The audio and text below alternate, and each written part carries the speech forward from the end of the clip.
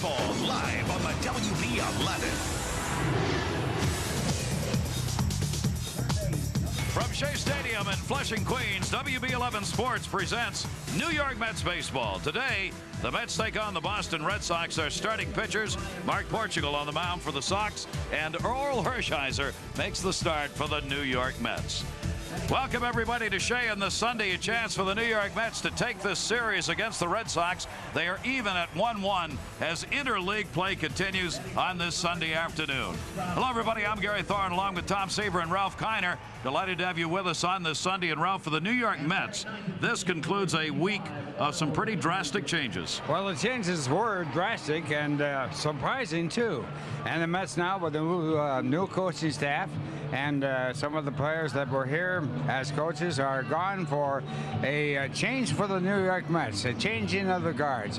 Mets are 5-1 since that change, losing the first game of the series to the Boston Red Sox.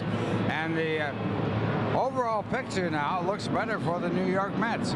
Changes are not that unusual in baseball, especially with the coaching staff. Well, if you're going to be around this game, you're just going to have to go through those. Well, you're hired to be fired, as the saying goes. Not the truth. It is. For the New York Mets today, we get a couple of veterans, in fact, on the mound for both teams. With the Mets, it's Orel Hershiser trying to go above 500. Well, Orel Hershiser, they've got a great outing the Mets did on Friday night from Masato Yoshii, great outing yesterday from Al Leiter, and now Hershiser will try to follow it up. When the Mets got Hershiser in spring training, he was sitting at win number 190. 190. He needed 10 for 200. Now, statistical milestones are big for veteran pitchers, and he has won 5 games. He is halfway there, halfway to number 200. His numbers are excellent. He's won 3 out of his last 4 ball games. I was looking for a Saberhagen-Hershiser matchup today. We didn't get it. Saberhagen is out with an injury. So Orel Hershiser takes the mound against another veteran who's going to be on today, and his name is Mark Portugal, and he's pitching because a former Met can't. Well, Brett Saberhagen evidently cut the bottom of his foot at home over the weekend, and he is on the disabled list. Mark Portugal, who was going to retire 2 days ago or a week ago, now he is back active. You know, maybe he got home, saw the bill, said, well, I'll get back at it again today. Huh? Well, we got a couple of wily veterans on the mound here in this game tonight. When we come back, New York Mets, Boston Red Sox will be wrapping up the series, and Sean will be talking with Al Leiter right after this.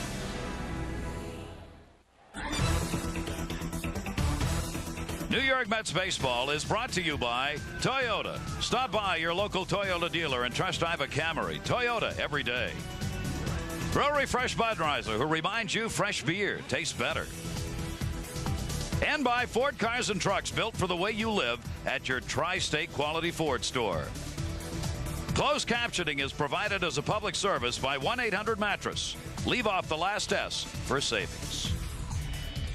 Now let's join Sean with the man who's become the stopper for the New York Mets. Thank you very much, Gary. After a tumultuous week, the Mets starting to enjoy some good news these days. Al Leiter finally pitching like Al Leiter again, or at least getting the results he got last year, because you kind of feel you've been throwing the ball well all year. Yeah, really. I think somebody asked me yesterday if that was the best stuff I've had all year, and I could easily say it wasn't, but I know at this level, results is the only thing that matters. I don't care if you throw it between your legs, you get them out, and you win. That's all people care about, and the last couple games felt good. I know they've been taping your left knee a little bit differently, and maybe that's kind of helped? Well, I had a bit of a strain on the ligament on my push-off leg, which really hasn't enabled me to do certain things, north-south delivery as opposed to east and west, and just haven't felt as strong. But this tape job that Freddie Hina has put on is more like a football tape job that has made it feel a little bit more secure. Not to suggest that there's any correlation, but since the coaching changes, the team has been playing pretty well. Is there a different mood here in the clubhouse? Well, I think we had a tough week. That would say be an understatement. We obviously had some things go on, and yeah, the unfortunate thing of the coaches being let go. But I think it's just coincidental. This is a good ball club. We believed in ourselves, and we think we're going to go a long way. kind of the buzz around here is that when the stopper starts pitching well, it kind of has a trickle-down theory. Do you kind of buy into that? Yeah, I do. I think Oral Hershiser is going to pitch a hell of a game today, and you know, just everybody on this ball club starting rotation feels like an ace. I would like to think that Oral Hershiser feels like an ace today. I think Rick Reed would feel like he's an ace, and just right on down the line. So long as the starters are doing the job, let's face it, it's all based on pitching and defense. Al Leiter, thank you very much. That is the story from the clubhouse. Let's go back upstairs to you now, Gary. All right, Sean, thanks very much. And indeed, there's the man that Al Leiter was referring to, as it will be Oral Hershiser. Of course, a lot of years with the Los Angeles Dodgers, and the manager, Tommy Lasorda, who was here the other night, commented on the man called Bulldog. Well, I know one thing. If there's anybody that can win games, it's him, because he's got the heart, he's got the savvy, he's a tremendous competitor, and I know one thing, that when he walks out there, he's going to dedicate his entire efforts to the team. Oral Hershiser with 195 wins. We talked about him when he came to the Mets. 190 is halfway to a magical number of 200. Active, only Roger Clemens and Greg Maddux have over 200 wins in the major leagues. And Hershiser trying to get there. He is a battler, obviously, on the backside of a great career for Oral Hershiser, but nevertheless, you get a guy who's as tenacious as he is on the mound, you got yourself a guy who always gives you a chance to win. A couple of real veterans today in Hershiser in Portugal, Ralph. Well, Oral, of course, is well known in Portugal, not as well known unless you're thinking about Spain. And one of the things about Oral is that he won 9 consecutive years without a losing season. The longest was 1982, when Tom Seaver's 15-year consecutive win season ended with the New York Mets. So Hershiser is certainly one of the great competitors of this game, and has been turning his season around here as we move into the midway point. For the New York Mets, these games are all big as they battle with Atlanta for first and for the wild card spot at least. The Red Sox starting lineup today, not a lot of changes. Jose Offerman at second base. Jason Varitek doing the catching. John Valentin at third. Daubach at first base has had a good series. He'll bat cleanup. Troy O'Leary in left field. Bomber Met. Buford will be in center. Jeff Fry gets a start at short. Todd Nixon makes a start in right field. And Mark Portugal for the Sox on the mound. One big change, though, for the Red Sox. Garcia Pera is not playing, and he is the man on that ball club. He is the man, and he's not playing in today's game. I do not know how you can sit him down. Got to play him every day without a day's rest. Every day, because any day can be his day. Omar Garcia Pera just getting a day off today. He's played in 53 ball games on the year. That was the word around the batting cage earlier, that he gets the day off, and my reaction is exactly the same as Rouse. He had a day off on Thursday.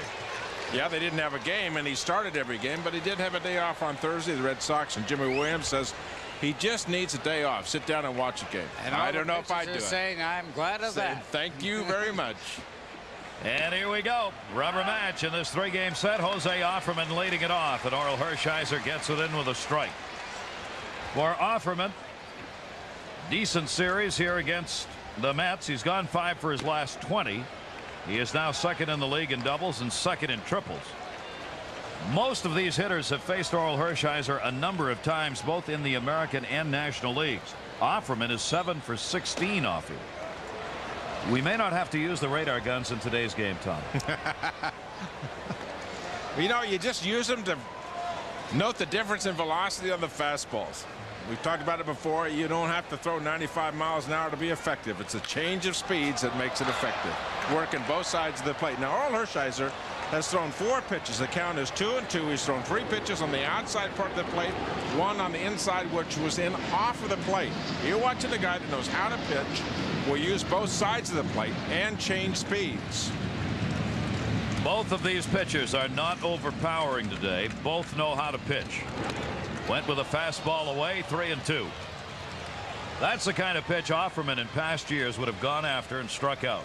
You know, he's always been a good hitter in the minors and the majors. The problem with him has been the fact that he is not a good thrower.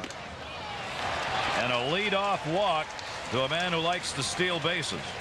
So Oral Hershiser now has given up 33 walks in 59 innings pitched. And for the Mets, it's Henderson in left, McRae in center, Aguirre in right field, Ventura, Ordonez, Alfonso, and Olerud in the infield, third to first, and Piazza doing the catching. Aguirre in right field has won that job in right field. His hitting has been unbelievable. Roger Cedeno sitting down today. He too has put up some very fine numbers. Valentine has some great choices. First ball hitting Veritek to left field. Henderson. So Veritek hitting in the number 2 spot, flies out. Offerman goes back to first, and a 1 down. Jason Veritek moved up in the order to bat second here with Garcia Pera out of the lineup today. That did cause a reshuffling as to where guys were hitting. 1 down, and that'll bring up John Valentin. Valentin 3 hits in his last 11 games. Hershiser working to Valentin, who is 5 for 19 off him. Valentin got back in this series, having missed a couple of games this past week because of a groin pull, then came back on Friday, and he's back in the lineup now and says he feels all right, so he's back at third base. One of the interesting things, Veritek going after the ball on the first pitch and not giving Offerman a chance to move on the bases. Surprised me too, Ralph, especially since Oral had struggled a bit with the strike zone against the first hitter. Especially if you're in the on-deck circle. You guys are exactly right. You're on the on-deck circle. You see the count run to 3-2. 3-2 pitch that was not even close to the strike zone. Not even close to the strike. Didn't even give the hitter a chance to make an out. If you're sitting there, you say, listen, you got to make this guy throw a strike. Somewhere he's got to throw a strike. That one is fouled off. We have talked about this repeatedly all season, and I regret that we do not have the ultimate answer for you. Why do you see these things that in the history of baseball are things you're not supposed to do being done so often nowadays? Well, one of the things about the past history of baseball, we probably do the same thing. So yeah, you forget about those things as you get older. Yeah. Aha, that's the reason. Thank God the truth has finally come out. There's no doubt about it. If you really want to be truthful about it, those mistakes were made all the time in baseball. 1 ball, 2 strike count on Valentin. Boy, did he get in on the fist that time. Fouled it off and off his foot as well. Ball and 2 strikes still. It's easy to say, why don't you take the pitches? Why don't you do this? Allow the player to steal the base, whatever. But there are other things on the other side. Valentin going after the first pitch might be saying, I want to get to this guy early. I don't want to get down to 2 strikes, and so on. So there are offsetting factors that are involved in baseball that are personal. Most of the time, the hitters are on their own.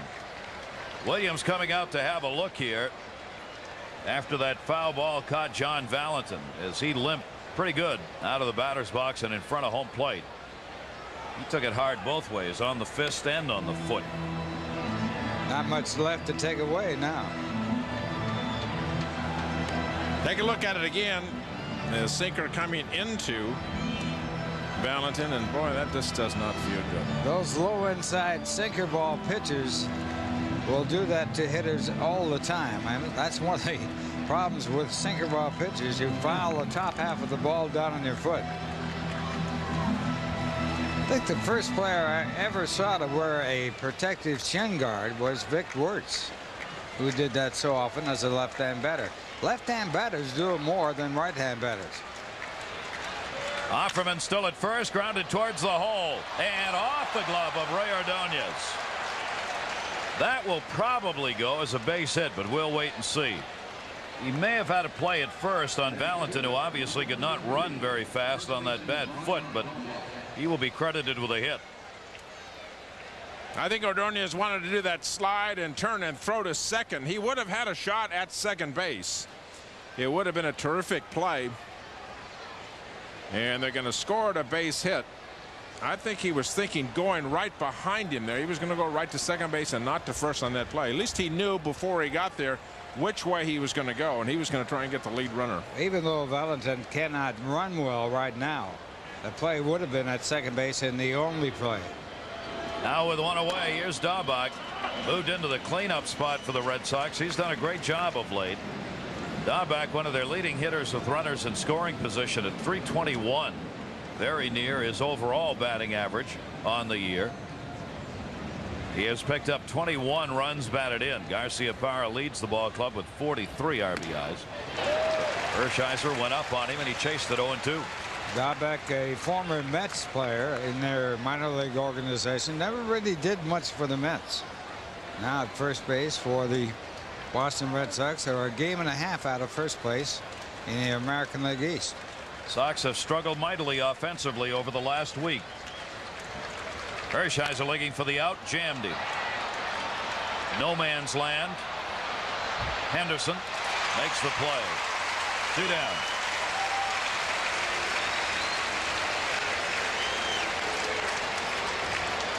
The wind is going to be a factor here at Shea Stadium today. It was very blustery around the batting cage. And there, the high fastball. Hershiser, a good job. That fastball that is up in the zone is not in the strike zone, but just above the top of the hitting zone. And Ricky staying with that ball all the way. The gusty wind here blowing sometimes to right field, sometimes in from left field. It's going to bounce all around. That flag has been like that all day long.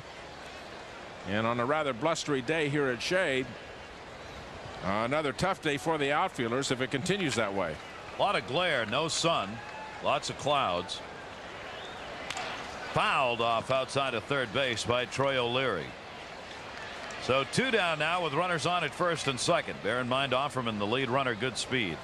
The first thing you have to do as a baseball player in any league is pay the cab fare and also check the wind.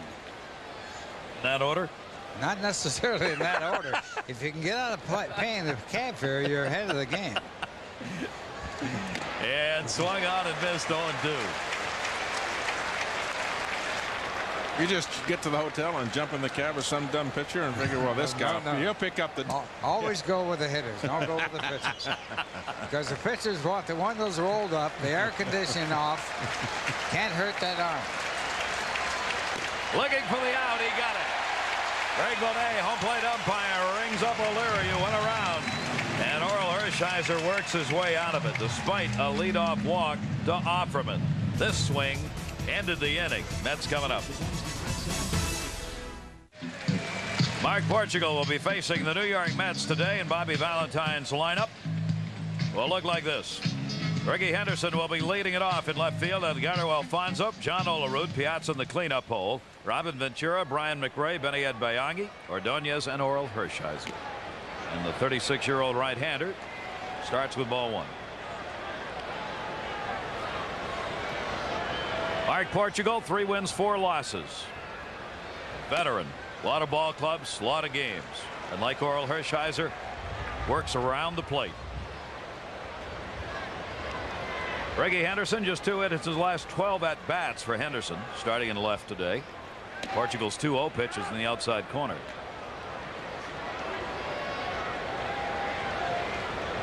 How many braces are there on that leg? Look at that knee. Breaking ball. He got it in there for a strike, 2-2. How many braces does it take to hold up a 36-year-old aging right-hander? We'll count them. 1, 2. I count 3. I count My 3. guess is 3. Yeah. Doesn't look very comfortable. Better than falling down, though. Here's the 2-2 delivery. Henderson down to third. Scoop. Nice play. Valentin getting into position to make a throw. 1 down.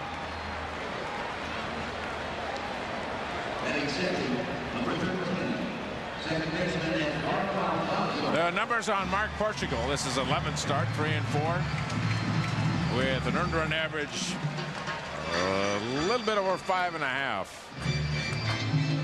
Well, he had announced the fact that he was going to retire. I think when he checked out the fact that his bank account might need the money, he would change his mind. Game back. Little disappointed. Mark Portugal, last 2 appearances came in relief. He got off to a good start with a couple of wins and then went into a funk. His ERA has jumped up to 5.77. And Portugal's last 2 starts came on May 20 and 26, both against the Yankees, and he lost them both. Then he came out of the bullpen for 2 appearances, and now back in the starting rotation for at least the moment. Edgardo Alfonso pops that one up to short. Fry backing up. Bear in mind the reason Portugal's pitching today is Brett Saberhagen's gone back on the DL. And the defense for the Red Sox, O'Leary in left field, Buford in center, that's Damon. Nixon will be in right field. Valentin, Fry, Offerman, Dabeck, and Veritek filling out the infield positions and catching position. There is the big man for the Red Sox, Garcia Parra, who is not playing today. He's one of the great ball players that is in the major leagues right now. Outstanding ball player. 316, 10 home runs, 43 RBIs for Garcia Parra, but he's on the bench. John Olerud up. 3 of the best players in the game in the American League, and they all play the same position. All play shortstop. Yep. Garcia Parra, Jeter for the Yankees, and Rodriguez for the Seattle Mariners. And they are terrific, offensively and defensively. This that guy, Indians is good, but not with the bat. He's not in those class, and those 3 guys, the way they can play both offense and defense. And of course, Ordonez is as good with the glove as anybody around. Olerud takes it inside, 3-1. When you got a guy that can play shortstop and hit 30 home runs and drive in over 100 runs for you, like those 3 can, you're talking about the most, along with a catcher, the most important defensive position on the field. It doesn't get any better than that. That's a real gift. John Olerud drives it left center field. O'Leary moves over and puts it away, and Olerud is retired. So Mark Portugal retires the Mets in order. In the first inning, we've completed 1 on this Sunday at Shea. No score. And no score as we go to the second inning. Damon Buford will be leading it off and showed bunt. Takes the pitch on the inside corner for a strike. Buford, Fry, and Nixon due up. Buford a short time with the New York Mets. He was in the Alex Ochoa deal that saw Bonilla go to Baltimore. Move the ball around again, did Hershiser. That came off the end of the bat. Brian McRae's underneath it. And Buford is retired. This copyrighted telecast authorized under television rights granted by the New York Mets solely for the private non-commercial use of our audience. Any publication, reproduction, retransmission, or other use of the pictures, descriptions, and accounts of this game without the express written consent of the Mets and WPIX is malum prohibita. Great to have you with us here on this Sunday. New York Mets winners of 5 of their last 6. Red Sox have lost 7 of their last 10. Sox are not hitting a lick against the National League. They are 2-6 in interleague play. Boston is hitting a combined .207. And this is a Red Sox team which was up there leading the American League for the first couple of months offensively. Jim Rice has seen, he's the hitting instructor, has seen the hitters just tail off virtually all of them up and down the lineup except for Garcia Parra. Earl Hershiser, nice play on Fry.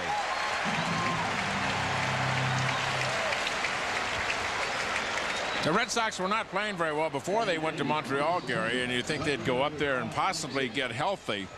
Take a look at the good play by Hershiser, who is an excellent fielder on the mound, good athlete on the mound, and the easy out at first. The Red Sox went to went to Montreal for that interleague series, and were outscored up there. They would think that Jimmy Williams, the manager, go up there and say, listen, we'll get healthy up here because this is not a good ball club, the Montreal Expos. They got outscored up there 26-4. They got crushed up there and just have not hit. They flat have not hit. Haven't hit for a week. And they have lost their lead. They were ahead of the Yankees. Now they're a game and a half behind, still 10 games above 500. While the Mets remain half a game behind. Philadelphia, Atlanta, and the Mets in that Eastern Division of the National League battling away. This is the one place where it's going to hurt the Red Sox not having Mo Vaughn as the guy that can help you and get you out of a streak when you're not playing well, because he's the guy who can hit 40 home runs for you. Yeah, you can have a team that's not hitting if you've got a guy in that lineup that can pop the ball out for you the way that Mo Vaughn could. Of course, they didn't re-sign him, and Mo Vaughn went to the California Angels for a whole boatload of money. He certainly had an effect on Garcia Parra, who you saw there. He certainly had effect on John Valentin. There's no question about the presence in the lineup and how important that is. Wow. Hershiser is pitching. He gets the strikeout. It's his second. Caught the outside corner on Trot Nixon. Red Sox retired in order. We go to the bottom half of the second inning. Red Sox and Mets scoreless. Met fans, a reminder on Friday, July 2nd, fireworks night here at Shea Stadium. Come out, see the Mets take on the Atlanta Braves, and then stay afterwards for a spectacular postgame fireworks display, courtesy of AC Delco Parts Authority. For tickets, call 718-507-TIXX, or you can visit the website at www.mets.com.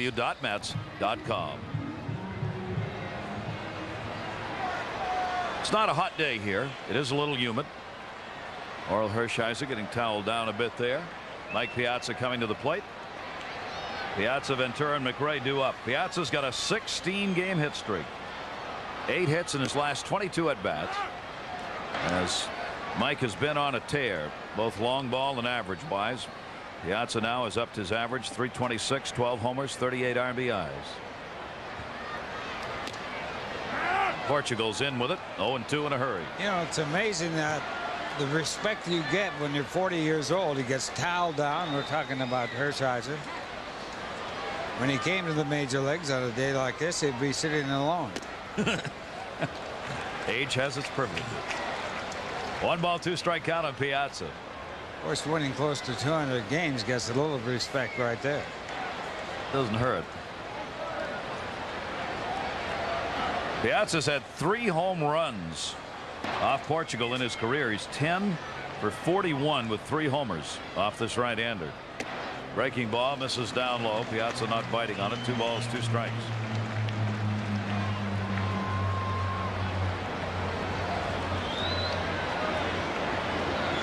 Wind continuing to blow a bit in right now. Wow. Both of these guys, Portugal and Hershiser, are really mixing it up with their pitches. Well, that was a change of pace right there. And Piazza not with a good batting average against Portugal. The 3 home runs certainly are interesting, but that change-up strikes him out. Changes speeds, one of the great things about the game. But if you sit here and you watch the game, the last 2 games against the Red Sox, if they're watching Mike Piazza, he turned on that inside fastball the other day. Veteran pitcher going to say, well, I'm not going to throw that one because I can't get away with it. And you saw exactly what he did there, 2-2, just the big slow off-speed pitch. You know, when a hitter knows early in the series, and you see it, that he can handle that inside fastball, and his bat speed is terrific. If you're going to go in there, you got to go way in there. And that's exactly what Portugal did. He stayed away from that area to Piazza and went after him with off-speed stuff. Robin Ventura gets ahead on this count, 3-0. That off-speed stuff, one of the reasons why, as Ralph mentioned, Portugal has the good numbers other than the home runs against Piazza. Robin Ventura, another good hitter up against facing Portugal for the first time. Robin's got 9 kids, he told us this morning, in the house now with his brother and sister there. So he can't wait to get to the ballpark. And the count is 3 balls, 2 strikes. There's a reason for that. He says it's like a camp out. Sleeping bags all over the place. So they get up early anyway, but I'm getting up even earlier these days. Ventura 3-2 with 1 down, nobody on. Breaking ball again. Offerman. Good off-speed pitch by Portugal, 2 down. One of the things you have to do as a hitter against a pitcher like Portugal is you have to change your way of looking for pitches. When he's behind in the count, you won't get the fastball. You'll get an off-speed pitch. So you really reverse the way you approach the pitcher. If you don't, you ground out. Brian McRae, 2 down, nobody on. Mack takes it up high for a ball, hitting 256 right-handed, 259 left. All 6 of his home runs have been hit from the left side of the plate. He's got 1 off Portugal in his career. And Portugal gets the strike, 1-1. 10 wins, 5 losses last year at a 4.44 earned run average. That ERA has jumped up a 1.5 this year. Inside, missed with it, 2-1. You know, Gary, with all the turmoil around the Mets the last few days with the Bobby Valentine, Bobby Bonilla, and everything that's going on, the masquerade party that Bobby Valentine had in the dugout, with McRae and the veterans on this club, it's really been a credit to them for them to continue to play well. I'm talking about Olerud, Ventura, Brian McRae.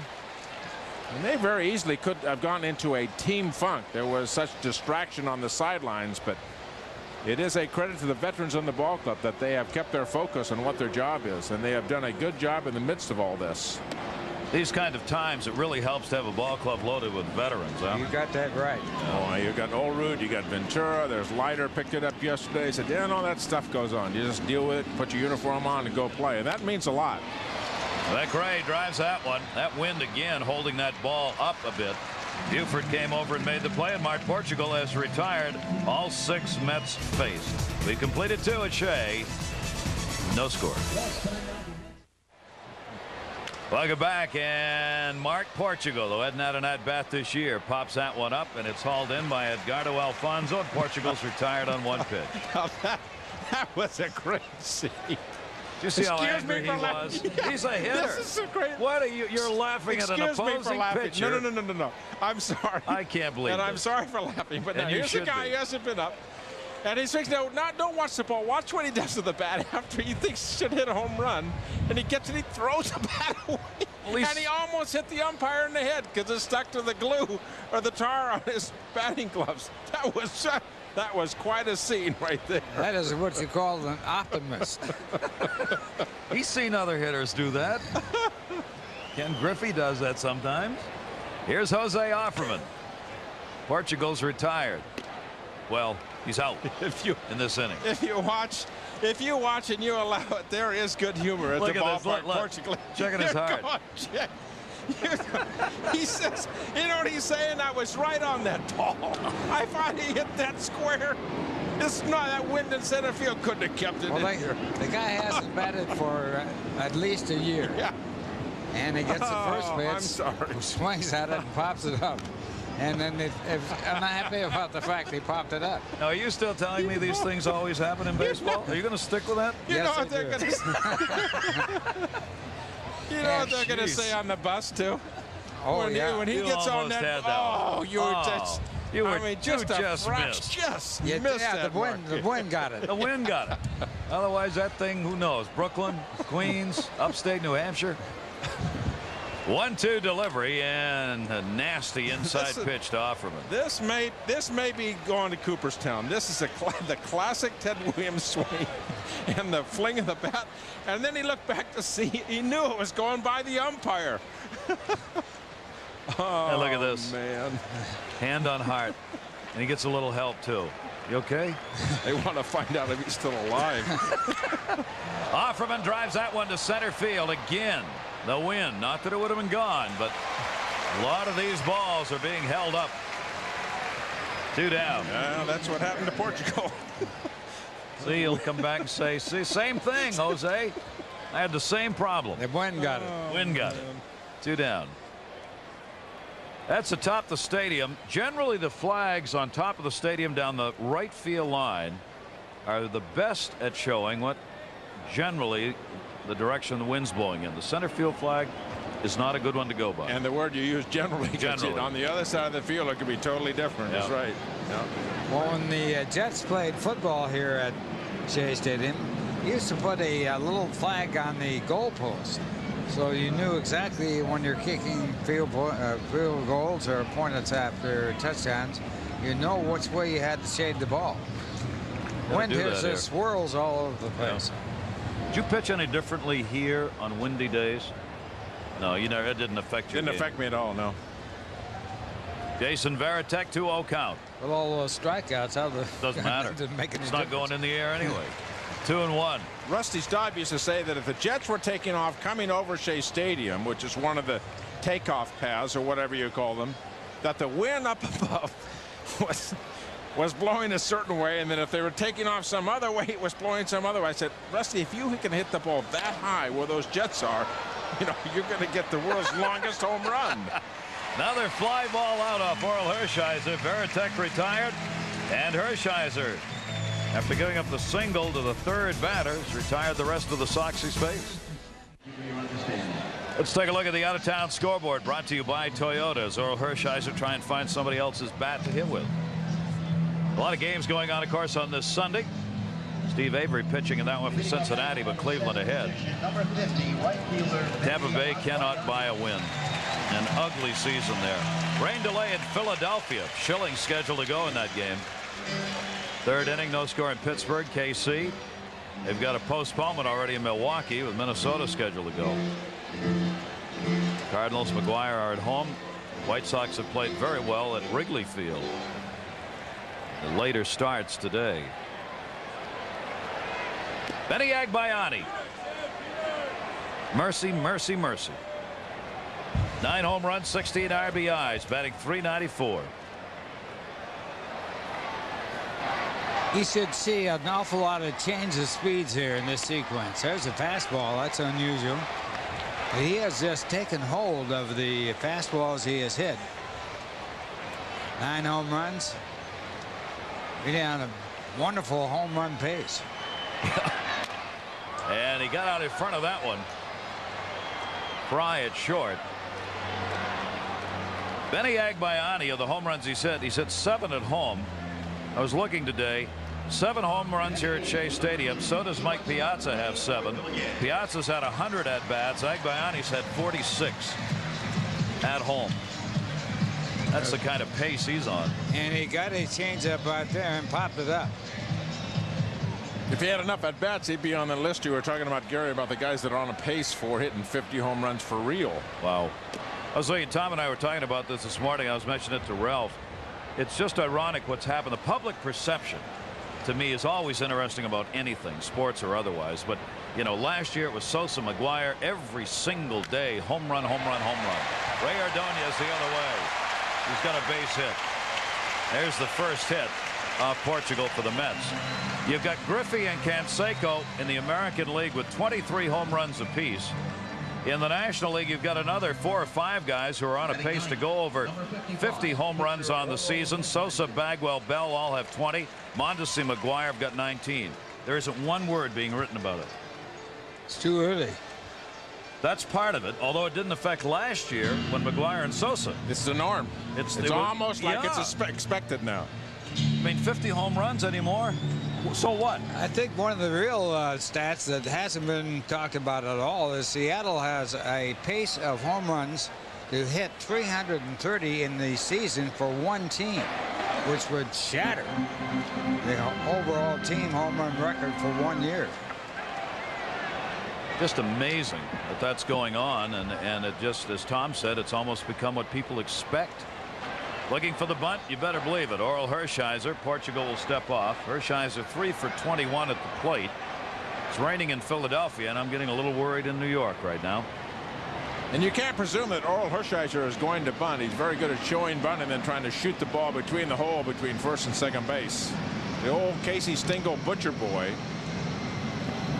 As it became known, you fake the bunt, pull the bat back, and then as the infielders move around, you try to put the ball in play by swinging the bat, and they're always very good at that.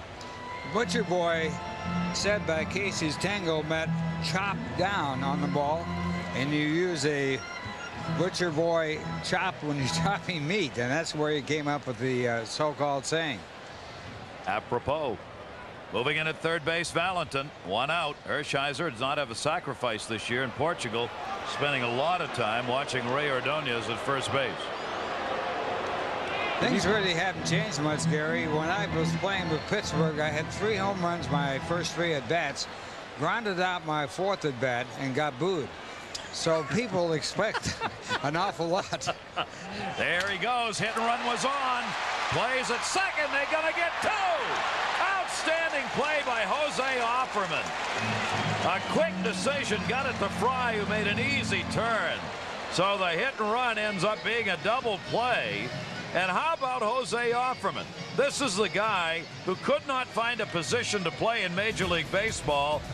In this series at second base, he's looked like fill in the blank. Welcome back, everybody. Double play into that last inning. Well, they used the runner in motion trying to keep out of the double play, but they turned a fine double play. Offerman at second base with a fine backhand shuffle throw, and they get 2. Made two spectacular plays on Friday. Pop-up catches over the shoulder and shallow right. Hershiser back to work. Valentin gets that one by Ventura down the line. Henderson over. On his way to second base. Valentin. And he is in. Hit it hard. A leadoff double. He's now 2 for 2 with a single and a double in the game for John Valentin. One thing about a veteran pitcher, when they make mistakes, because of the lack of velocity, you just don't get away with mistakes. And there you see the high breaking ball pulled by Valentin. You know, for Randy Johnson is throwing that kind of pitch, instead of being at 85 miles an hour, maybe 83 as a high slider, it might be at 93, and you might get away with it. But the veteran pitcher doesn't throw hard anymore. When they make mistakes, the balls usually hit hard. Ryan Daubach hits that one to right field, but an atom ball almost overplayed. Agbayani hauls it in, and back to second goes Valentin. One away. We talked about the other night, when you put Agbayani in the lineup, you put him in for his bat and not defensively, and that's exactly what Steve Phillips, the general manager, has said. He can be a liability. He double checks, rechecks, and goes back on it. Good play. He almost overran that ball. Got to go over his head. He's checking the sunglasses here. We said early in the game there was a lot of glare. There are a lot more clouds now. The glare factor is down, and Agbayani, maybe thinking it's a little dark even, has decided to put those glasses up on top. One thing about sunglasses, when it does get darker, you have a tough time finding the ball, so you really should be wearing the kind that flip up and down, so you don't have to use them unless you want to. They're not stylish anymore, though, Ron. No, they're not. No. That one drilled towards the gap. Agbayani, glasses up. Won't have a play on this one. Coming on to score. Valentin throw to second base. No chance there either. O'Leary drives in the run, and the Red Sox have a 1-0 lead. Troy O'Leary delivering his 36th run batted in. Third ball in a row hit hard by the Boston Red Sox. The ball by Valentin, and then Daubach, and now O'Leary. And you can see Agbayani looked like a wet part of the turf in the outfield. I don't know if he had a shot at second base or not. Damon Buford. Think he would have held the runner because O'Leary looked like he was going to stop. And when he saw him go down, boy, he just turned it on, went right to second base. It'll be a double and an RBI for O'Leary, and the importance of that is it puts him in scoring position with one away, takes away the possible double play. Buford takes it outside, 1-1. So the Red Sox now with a run on 3 hits off Oral Hershiser. Buford looking for his first hit off the Mets right-hander. He's 0 for 6 lifetime off him, including the fly ball out today. Fastball 1-2.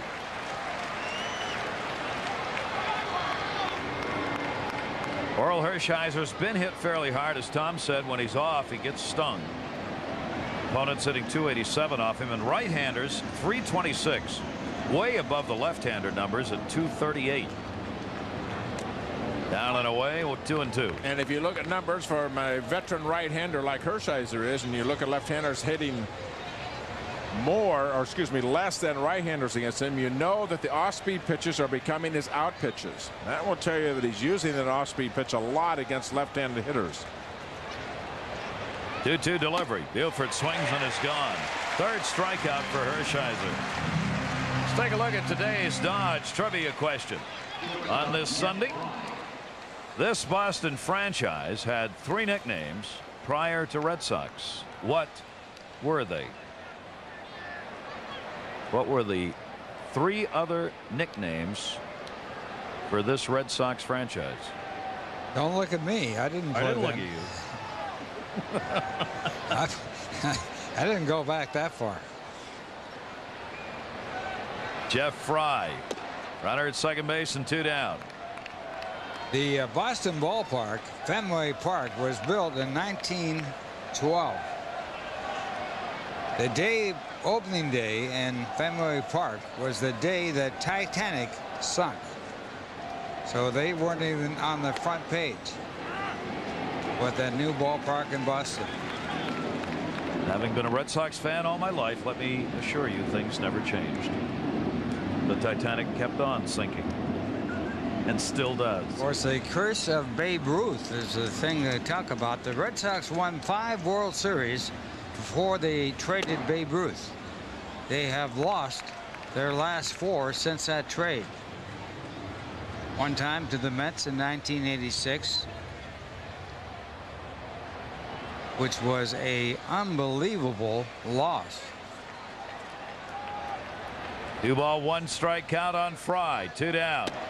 The last time they won a World Series, 1918. 1918. And you know that if Babe Ruth was a starting pitcher for that team. The Red Sox have retired 4 numbers in their franchise history. They are on the right field wall, way up top. Ted Williams, Babe Ruth, 2 of them. Joe Cronin. Joe Cronin. Grounded down, first base, Olerud. He'll make the play. Yastrzemski. And Carl Yastrzemski. And if you put those 4 numbers up in a certain order, it's 1, 9, 1, 8. Wait and worry with the Watch Sportsman Week on Wall. New York Mets baseball is being brought to you by the new Dodge. It's about change. With Tom Seaver, Ralph Kiner, I'm Gary Thorne. And thank you for being with us, everybody. Another good ball game. This series has had some fine baseball played in it. Good pitching, great defense. Ricky Henderson leading it off, grounded out his first time up, hitting at .232. All-time leading base stealer, now up to 1,301 in his career. 6 stolen bases, last 6 games, but he's had trouble getting on hit-wise. 2 for his last 13. Mark Portugal has given up only 1 hit. That was a single by Ordonez in the 3rd inning. 1-2. Portugal 7-5 lifetime against the New York Mets. Faced the Mets a lot when he was pitching in the National League last time around with Philadelphia, and did not get the call on that one. 2-2. You would call him a peripatetic pitcher. Whoa. On Sunday too. A pair of what? Peripatetic. Much traveled pitcher.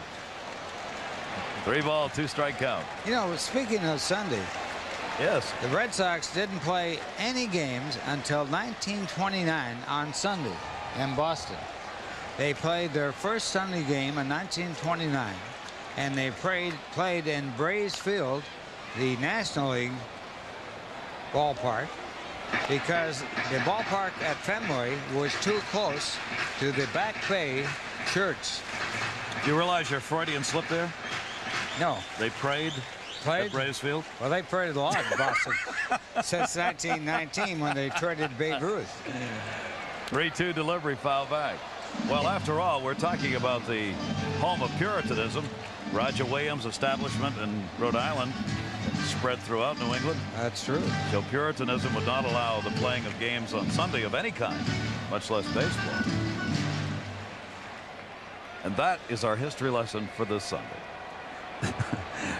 Get Seaver off the floor over there. Henderson strikes out swinging. Portugal's got 2 Ks. One of the things I always heard was Roger Williams was never a Red Sox fan. But he played a good version of Autumn Leaves. All right, here's our Dodge trivia. The Red Sox franchise, 3 other nicknames. What do you think? One is Puritan. One is Somersets, which is of Indian derivation, Native American, and Pilgrims, which would make sense.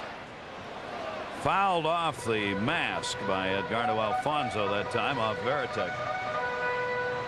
So see, Puritanism raises its ugly head again. 1 away here in the 4th inning. Seaver won't join our conversation, Ralph. Look at him. He won't talk to us. He's speechless. He's looking at the wall. This is really a stretch, I'm telling you. Edgardo Alfonso batting at .293. 5-game hit streak for Fonzie.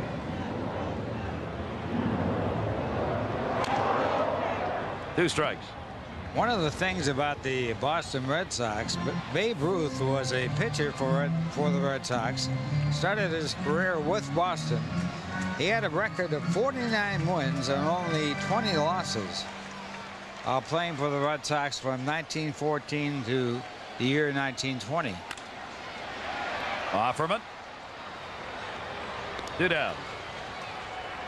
His last year in 1919 with the Red 2 Sox. away here in the 4th inning. He was a outfielder and he was a pitcher, and he played in 111 games in the outfield and drove in 112 runs in 111 games. He was then traded to the Yankees for $150,000 in money and a loan of $300,000. That one drove by Olerud, right field. It'll fall in for a base hit. And Olerud is on with a 2-out single. Even today, that's a pretty good deal. And the loan was for the financing of a musical on Broadway called No, No, Nanette. A great musical and a great hit. Frazee was the owner of the ball club at that time and also a Broadway producer. Fever still won't join our my question to Ralph is an obvious one. I mean, we sit here and desecrate all the pitchers. When you talk about Babe Ruth, do you talk about him as a hitter or a pitcher? Because he was a darn good pitcher. He was a great pitcher. He was 5-0 with the Yankees as a pitcher. 0 for 2 is Mike Piazza, leaving a base runner on. 1-0 Sox. I bear in mind here that I do not write these, but I do read them. The most delicious pastry is staring you in the face. Just one problem: it's in the trash. Should you eat it? Well, it's up to you. But take it from George Costanza. Don't get caught doing it. It's Seinfeld tonight at 11, only on the WB11. And what was the quote by? No one ever went broke underestimating the American public. 1-0 lead. That was Somerset Maugham, wasn't it? Well, it was a collaboration. Mencken and Mon, who did not write that copy. Fouled off by Trot Nixon. Nixon called out on strikes his first time up. You saw a shot of Jim Rice there, the hitting coach for the Boston Red Sox, who has done a terrific job. His 5th year coaching the Red Sox. He'll have his hands full without Mo Vaughn. 27 years in the Red Sox organization. Last year that ball club led the American League in doubles. They're a doubles team in Fenway, aren't they? He is a great hitter. He is the interesting thing about Jim Rice, I was talking to him about it today, and he was one of the strongest hitters I have ever seen. He is the first hitter that I ever saw hit a home run when the ball was behind his back hip, which is almost impossible.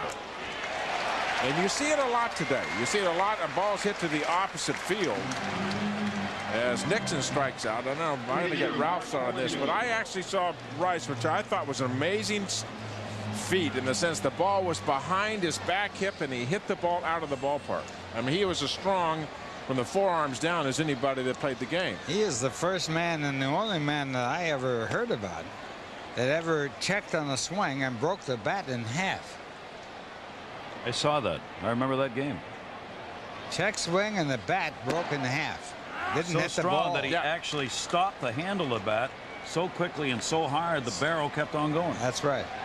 Now, you don't teach hitting the ball back behind your back hip, No, do you don't. No. Although they say that Williams would hit the ball out of the catcher's glove, which is pretty far back too. Yeah, but his hands weren't back there. His hands weren't back. Yeah, Rice's hands were back there when he hit the ball. Rice's hands were back behind his back hip when he hit the ball. That's how strong he was. And that's how fast the bat had to move. And that is about how far he hits the golf ball today, too. Yes, he hits it as far 90 as miles. yeah, as far as anybody. I was playing golf in front of him and was on a green that was 350 yards away. And he hit the ball just to the right side of the green, almost hit us on the green. And I told him my lawyer would be calling him the next morning. He has an immediate infectious smile until you go up to him. I mean, he had a terrible relationship with the press, which I guess everybody, if you play in Boston, that goes to the territory. Got a chance, yeah. Yeah, I mean, so Joe, get in line, take a ticket, but I mean, you can go up and see him, and he's got one of the most infectious smiles you'll ever want to see. One of the most vicious writers that ever wrote for a newspaper in the world was a guy named Egan. Boston. Colonel Egan. 2 down, Jose Offerman. I thought you were going to say Dick Young in New York. Oh, he was. Dick was good. He was good at that. Offerman has walked and flied out. Oral Hershiser's walked 1 and struck out 4 now. That one to right center field. Agbayani and McRae aren't going to get this one. 396 mark, chance for a triple. He's rounding. He's going to go. There'll be no relay throw to third base. A stand-up triple for Jose Offerman, who started the day second in doubles and triples in the American League. That'll be triple number 6 on the year. Jose, who started his career with the Dodgers, had a tremendous amount of all-around ability, has always been able to hit, led the league in errors at shortstop 4 years for the Dodgers. They moved him off the team, but he still can hit. He still can run. He still can run. He still can field. You know, all the research you do for this job, you read about everything, and everybody says, you know, Jose Offerman can't play defense, and he has been spectacular. He's done everything here in this series. He has hit, he has run, he's made great defensive plays. That play on the double play ball when Hershiser was bunting was not an easy play, and the backhand flip was perfect. The pop-ups that he caught the other night, he has been terrific in this series for the Red Sox. Jason Varitek looking for a big 2-out hit now, and a 1-1 count. Varitek 0 for 2, couple of fly ball outs. Red Sox 1 for 5 with runners in scoring position so far today. Boston actually on the season's done a pretty good job of that. 271 with runners in scoring position. Nevertheless, they are 9th in average and 10th in runs in the American League. They do not hit with power. Even though they round up some doubles, they are 9th in slugging in the league. There you go, station to station. Grounded to Hershiser. Nice play. Helping yourself out. Varitek's retired. No runs. The triple by Offerman, but he's stranded at third base. 4 have been left on. 3 in scoring position by Boston in this game. Red Sox lead it. Check out our Toyota line scores. We say hi to Mum. Looks like this. 1-4-0 Boston. New York Mets 0-2-0 Portugal. Mark Portugal and Oral Hershiser in a pitching duel here at Shea Stadium going to the bottom half of the 5th inning. Robin Ventura will be leading it off. McRae and Agbayani will follow. A good crowd on hand here today. Lots of folks in the upper deck as well as all of the others. Portugal missed with that one down low, ball 1. They've started in Philadelphia. Rain has stopped. Toronto's got a 2-0 lead on Philly. Philadelphia half game ahead of the Mets, who are 5 games behind Atlanta. Oh, off-speed delivery, little nubber. John Valentin make sure that got into his glove. Had some spin on it. 1 down. The off-speed pitch, and Robin Ventura was way out in front of it. Look where his bat hit is way out in front. Balance is off, way out on the front foot, and Valentin at third. You're exactly right. You don't know how that ball is spinning when it's going through that grass out there, and he made sure, knowing that Ventura does not run well, he had plenty of time to get him at first. Ventura retired. Portugal continues to have the Mets hitters off stride here. He's given up only 2 hits in the game, both singles. John Olerud and Ray Ordonez have them. McRae flied out his first time up. Max 6 for 23 with 1 home run lifetime off Portugal. Brian McRae hitting at 257. McRae's been hitting well over the last 14 games, about 310. Hitting back into the lineup, playing out there in center field. And the breaking balls in the inside corner. 1 ball, 2 strikes. What a catch he made here Friday night, huh? That's one of the best we've seen all year. That was spectacular. Going deep into left center. Full out. Self parallel to the ground and right on the inside corner. 3 strikeouts for Mark Portugal.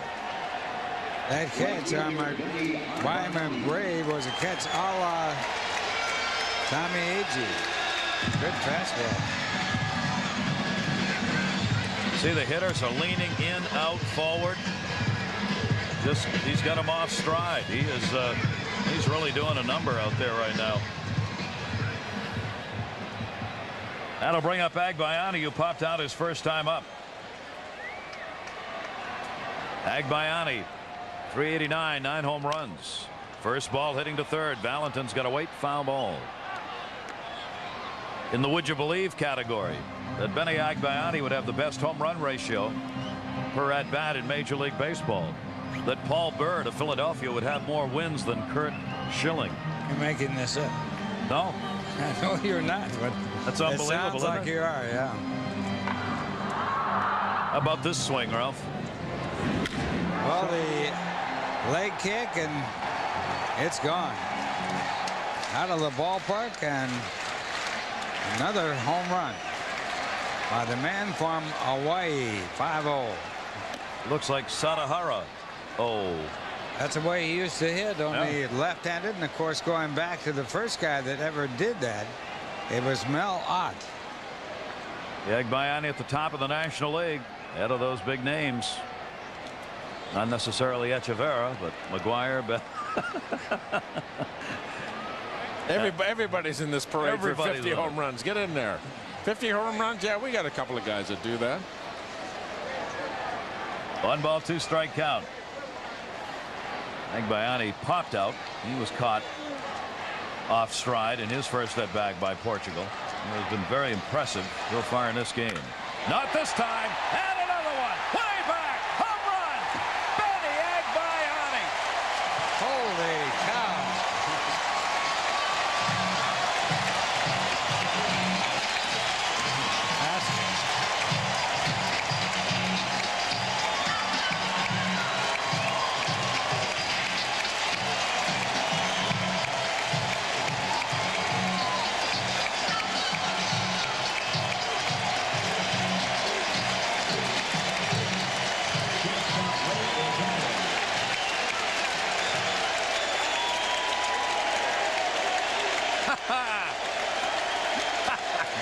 Great sign.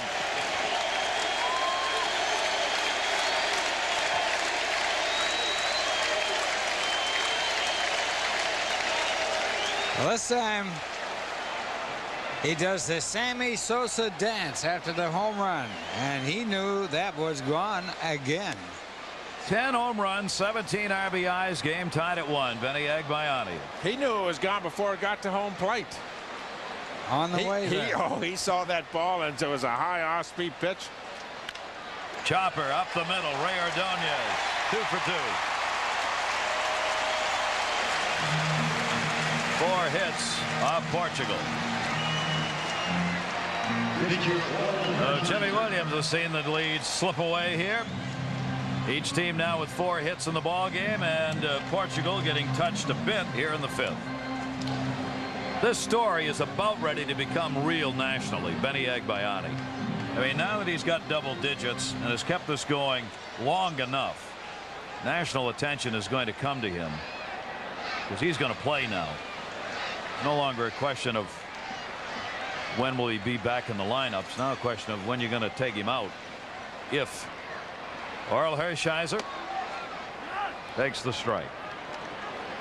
Well, the first question when he first came up last year was when will he go down again, and he did go back to the minor leagues. This year he came up and they said when will he go back. Now you can say how long will he be here. Maybe a long answer. And Hershiser's got a base hit. Buford will hold the runner. 4th hit of the year, Orel Hershiser. 3 consecutive hits off Portugal. That will bring Joe Kerrigan to the mound. Ricky Henderson. We talked about Hershiser being a good athlete, good fielder, can handle the bat on the bunt, and can put the ball in play. That's a pretty good pitch by Mark Portugal. And Orel simply put the bat head down on the ball. His rear end may not have been in it, Ralph, but his heart was. Yeah, his fanny was gone, but the heart was there, and he got the base hit. And he is that sort of a battler, as we talked about earlier in the ball game. Also, he was a fine athlete in school outside of Philadelphia. He was an outstanding hockey player. And in spite of the way he looks very benign, He is a tough guy. Joe Kerrigan will visit as Oral Hershiser delivers the 5th hit of the ball game. Runners at first and second now with 2 down. And this is where the Mets need a big hit. They have struggled this year in this situation. With runners in scoring position, they are hitting a very disappointing 248 as a team. That's why they are 6th in average but 10th in runs. They have left more people on base than anyone else in the National League. They've got 2 down here. And Henderson 0 for 2 has struck out and grounded out. Ordonez the lead runner. Breaking ball for a strike. Of course, one thing, Gary, you have to have men on to lead them on, and the Mets have been able to hit, but not with runners in scoring position so far this year.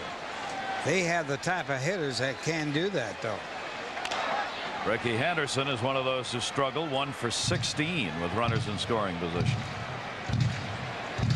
Edgardo Alfonzo has had the biggest letdown. He and John Olerud were the best in that situation last year for the Mets, hitting well over 300. Fonzie's hitting just 254 with runners in scoring position this year. That's almost 100 points less than last year. He has been for the Mets a very good clutch hitter. This year, at least to this point, numbers down. Gotten great numbers out of some of the younger players like Cedeno. Henderson delivers a base hit leading backwards. Trot Nixon up. No play at the plate. 2-1 Mets.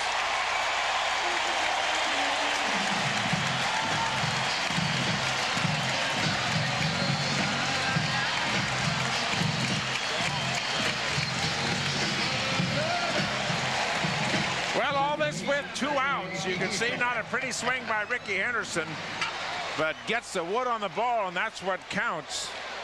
First 2 men, Ventura and McRae, out in this inning, and then the home run by Agbayani. Oh, that big 2-out rally. Watch him. He never gives up on that ball. Edgardo Alfonzo, 2 on, 2 down. That was a pitch that was so slow that Henderson was able to readjust and stroke it to right field. Ricky gets the RBI, and the Mets have the 2-1 lead. Henderson with 8 runs batted in at first. He gets back. Hershiser now is the lead runner at second base. 4 consecutive hits off Portugal, and Jim Corsi's up in the Red Sox bullpen. Tom said all after 2 down. Agbayani's homer, Ordonez, Hershiser, and Henderson singles. And Alfonzo's got one.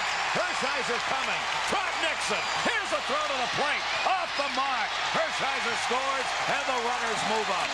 3-1 Mets.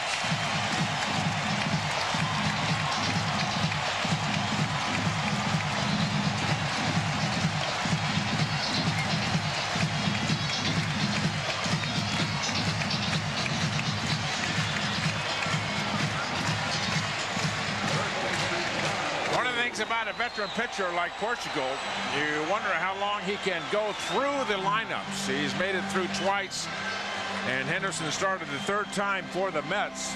They got to him at the bottom the 2nd time around, the throw off line from right field.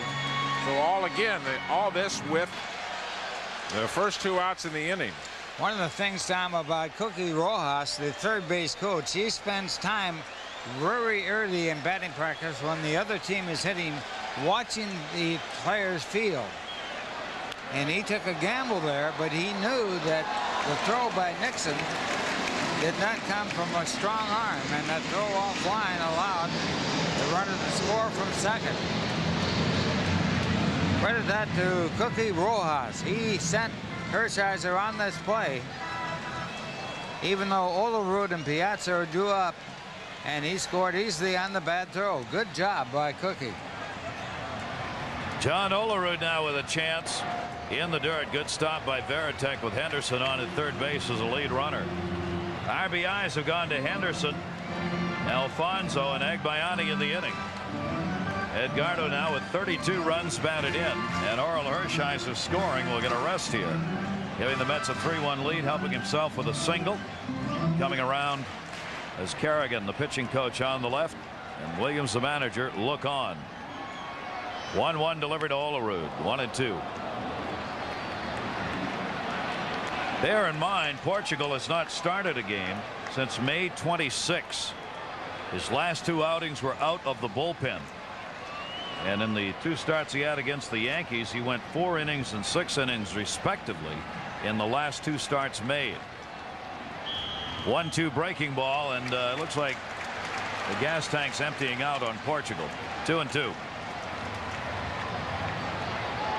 Well, some of the hits in this inning outside of the home run have been maybe a little bit tainted. Some funky swings, but ending up in base hits and runs batted in. It's hard to tell when he's out of gas because he's never had much of a tank to start with. That's right. In the dirt. He's bouncing all these pitches. 3-2. If there is an indication, that would be it. Losing the strike zone. Not even close. Throwing a lot of bad pitches that aren't even close to the strike zone. The other thing is, does he want to get to 3-2 to Olerud? That may be what he wants to do to begin with. Williams has to make the decision. Portugal with a 3-2 down. And that one drilled to right field. Trot Nixon is there. And Olerud is retired. However, the Mets come up with 3 runs. They do it on 5 hits in the inning. They'll leave 2 in scoring position. Mets now on top, 3-1. We go to the 6th inning. 3-1 lead now for the Mets, out hitting the Red Sox 7-4. Tom, you said that Portugal wanted to go to the 3-2 count, and there's a reason for that. He throws a fastball and gets the out to get out of the inning. But if he walks Olerud, he would have to pitch to Piazza, only he would not have been the man to pitch to him. I don't think he'd have been the guy from the bullpen. Yeah, I don't think he'd have pitched to Piazza. But he was trying to set up the 3-2 pitch by throwing all soft speed stuff away to get it to 3-2. He knew that he was going to try to get Olerud out with the fastball, and he wanted to get it to the 3-2 count to make it effective. John Valentin retired on the easy pop-up to Ray Ordonez. A reminder this afternoon, when a special effects whiz and a private eye team catch up to a killer, don't believe everything you see. Brian Brown and Brian Dennehy star in the hit thriller FX2 today at 5, only on the WB11, New York's movie station. Congratulations to Brian Dennehy, too, for a Tony Award-winning performance being talked about in Death of a Salesman. I have not seen it. John, our stage manager, has, along with a million others who say it is just spectacular. Was it as good as the original one back in way back when? I did not see the one way back when, but the arts writers have said it's as good as any. Jay Cobb was the actor, and of course Lenny was the name of the salesman. Apparently it is a performance you don't want to miss. Speaking of Brian's, back up, 1 down, nobody on. He's gone 0 for 2 with a couple of fly ball outs. Hershiser with a 2-strike count will back off. Willie Loman was the name, wasn't it? Willie Loman.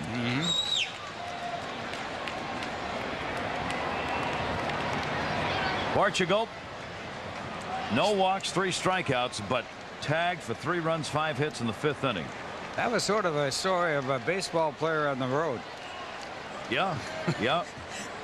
When the long balls left you. That's right. The 0-2 delivery to Dahlbach, and he takes a strike in the inside corner. Hershiser liked that one. Oral Hershiser teeing him up here. He is really painting corners in this game. 2 down. 5 Ks in the game. You can put this one on an instructional video and send it to the minor leagues. This is as good as you can get. Both sides of the plate changing speeds, and this a pitch that's on the inside part of the plate, but started in out of the strike zone. Deep by Troy O'Leary, right field at the wall. Goodbye, home run.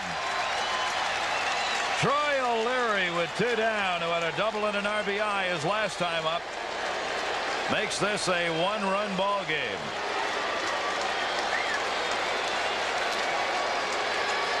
Home run number 12 for Troy O'Leary, who leads the ball club in homers and 36 RBIs. We talked about mistakes earlier, and now Portugal made the mistake to Agbayani and hit the home run. And Hershiser just made absolutely perfect pitches to Dahlbach, and then the home run. He got it out over the plate. And again, a guy that does not throw hard cannot get away with many mistakes. Gives up the home run. Damon Buford with 2 down. There is Troy O'Leary. Take a look at the location of that pitch, right out over the plate.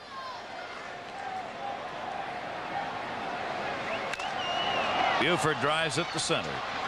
Brian McRae hauls it in, and that will do it. But the Red Sox able to add one here as the 29-year-old Troy O'Leary, 23 homers last year, now a dozen this year. New York Mets baseball was being brought to you by Jeep, the most award-winning brand of 4x4s on earth. 3-2 ball game, bottom of the 6th inning. And that one hit by Piazza in the gap, left center field, 371 mark off the wall. Played back in by O'Leary, and a stand-up double leading off the inning for Piazza. Earl Hershiser last inning to pitch out over the plate. And watch the location of the strikeout. This ball is going to be in off the plate in. Comes back. Great movement. Late movement of the ball. Now watch this pitch. Here's the home run. And the movement is not late. Out over the plate. You can tell it's very similar to the way that Agbayani hit the ball. He just saw it coming. It's almost as if he turned to the catcher and said, hold it. I'll take care of this one. Both home runs seem to have, the hitters had enough time to be able to just sit, cock, and wait for the ball to get there and drive it over the fence. Had hit me all over it. Only the second home run given up by Hershiser. Now with a double picked up by Piazza, Jimmy Williams had wanted to get Portugal through this inning. Doesn't do it. He'll go to the pen right now. Check our Toyota out-of-town scoreboard as Jim Corsi completes his warm-ups. Portugal out of the game. Cleveland still leading Cincinnati, and Avery the starter. Montreal beating up on Tampa Bay again. That started after a rain delay in Philadelphia. Schilling was scheduled to start that. KC over Pittsburgh in the 5th. Rain out there. Runner on at second base, Piazza. Robin Ventura 0 for 2 today. Jim Corsi's first pitch, hacked foul, strike 1. Corsi came on Sunday night in the extra inning, Friday night rather, in the extra inning game, and got the win. He worked an inning, walked 1, struck out 1, did not give up any hits. Corsi on for the second time in this series.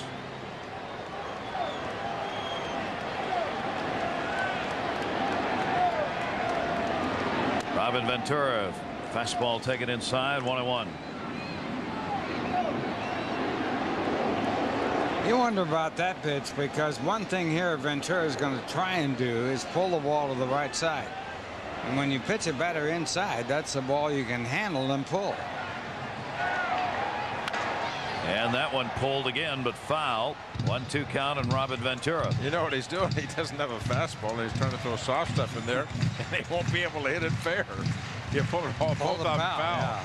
I mean, the first pitch was way inside, may have been a ball, and Ventura really rolled that top hand and got it into foul territory. He's done the same thing twice. Now with 2 strikes, see if he's going to go away with that off-speed stuff that dies away from the left-hander.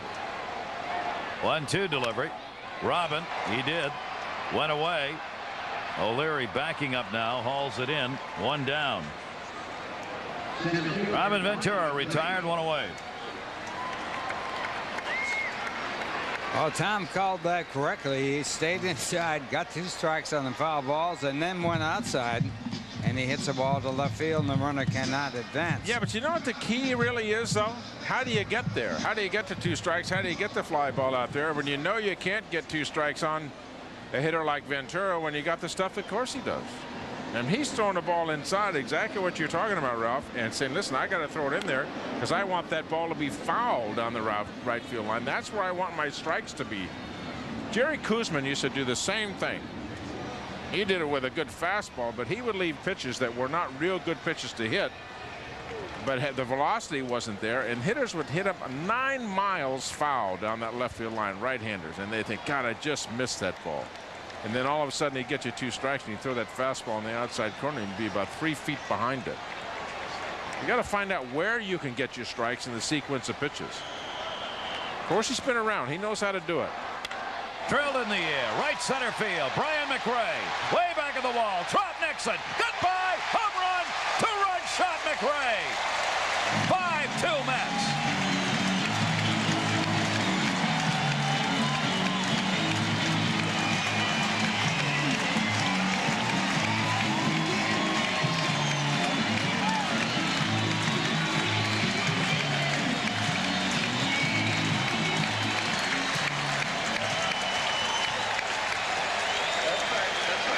Mets are second in the league as a team in home runs. They've added 2 more to the total today. McRae now has 7.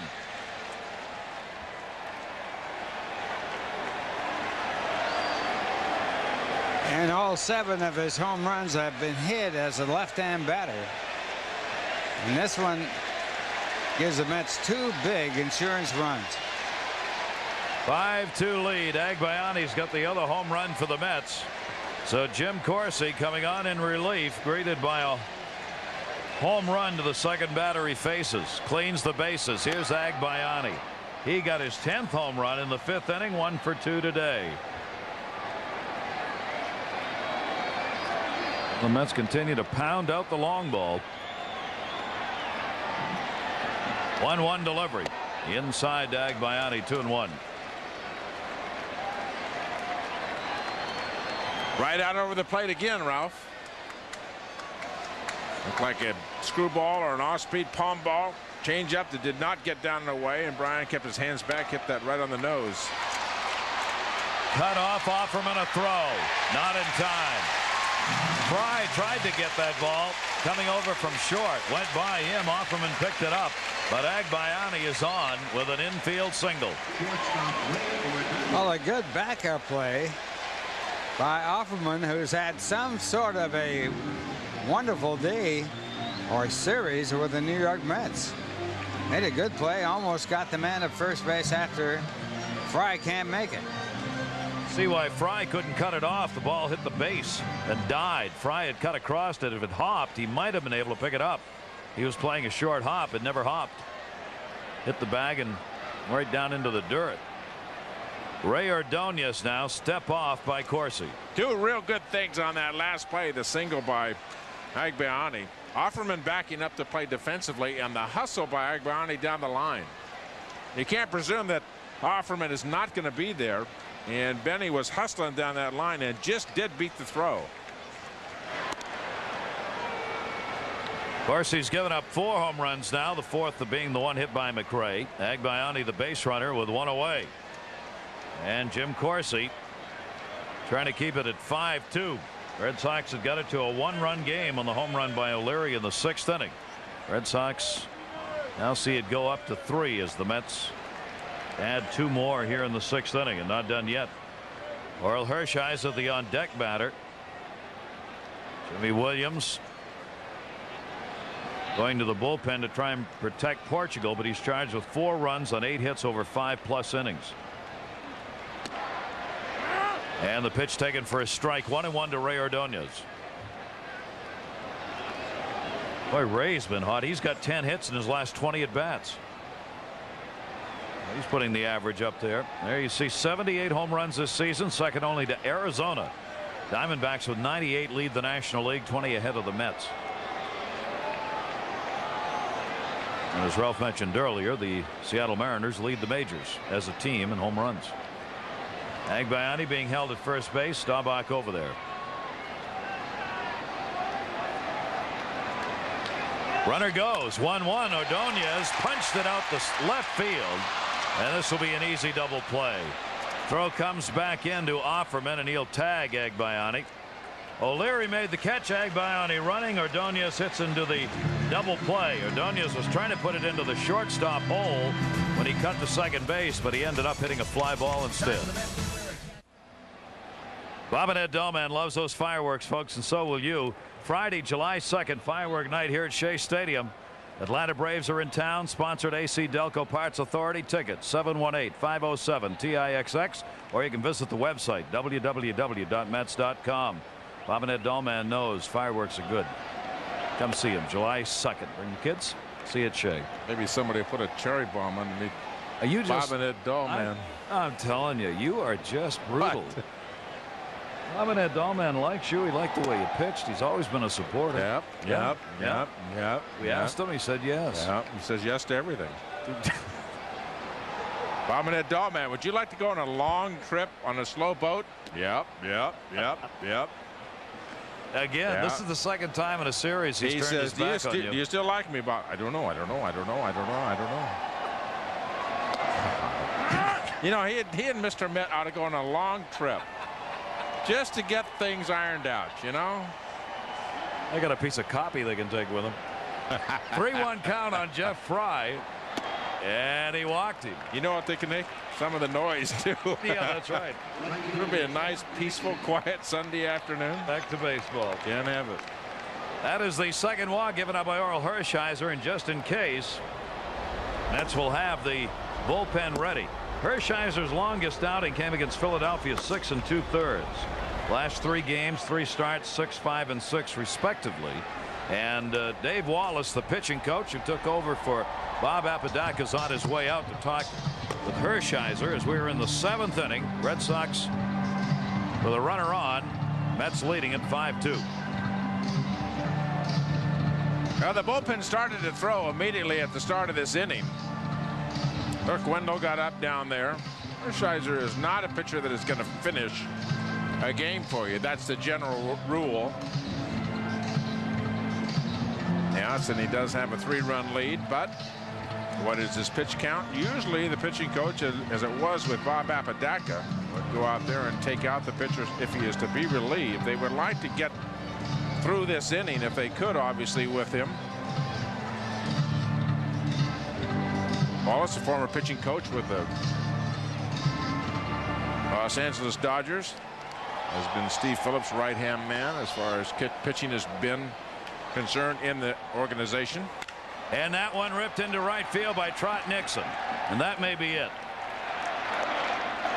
A leadoff walk and then a Nixon single, and the Red Sox are going to bring the potential tying run to the plate here in the 7th inning. Oral Hershiser, 6 hits off him in the game. He has been very effective. A couple of walks, 5 strikeouts. The question now is who's ready, if anybody, in the bullpen. You saw Bobby Valentine telling Piazza to go to the mound. He wants to give the bullpen a few more tosses here, but he's ready to make the move. Dennis Cook has been up with Turk Wendell. Piazza will take that slow walk out where he goes and says, I have absolutely nothing to say. I was ordered out here, so don't hurt the messenger. Have you made plans for dinner? Where are you going to dinner, etc.? We are just buying time. And we'll see which way Bobby's going to go here. That's the tying run at home plate. You can see Dennis Cook. Reggie Jefferson is the pinch hitter, Tom. He's not pitching to him. There's no way. Oral's walking around the back of the mound. Kind of like waiting for your own funeral. Oral says, well, maybe he is. Is he or is he? No, he is not. Waited as long as he could. So Reggie Jefferson has been announced as the pinch hitter for Jim Corsi. And now that the bullpen is ready, Dave Wallace will make another walk. So Hershiser still with a chance to win his 6th of the year. We'll hope for help from the bullpen. He'll get a nice hand from the Mets crowd as he leaves.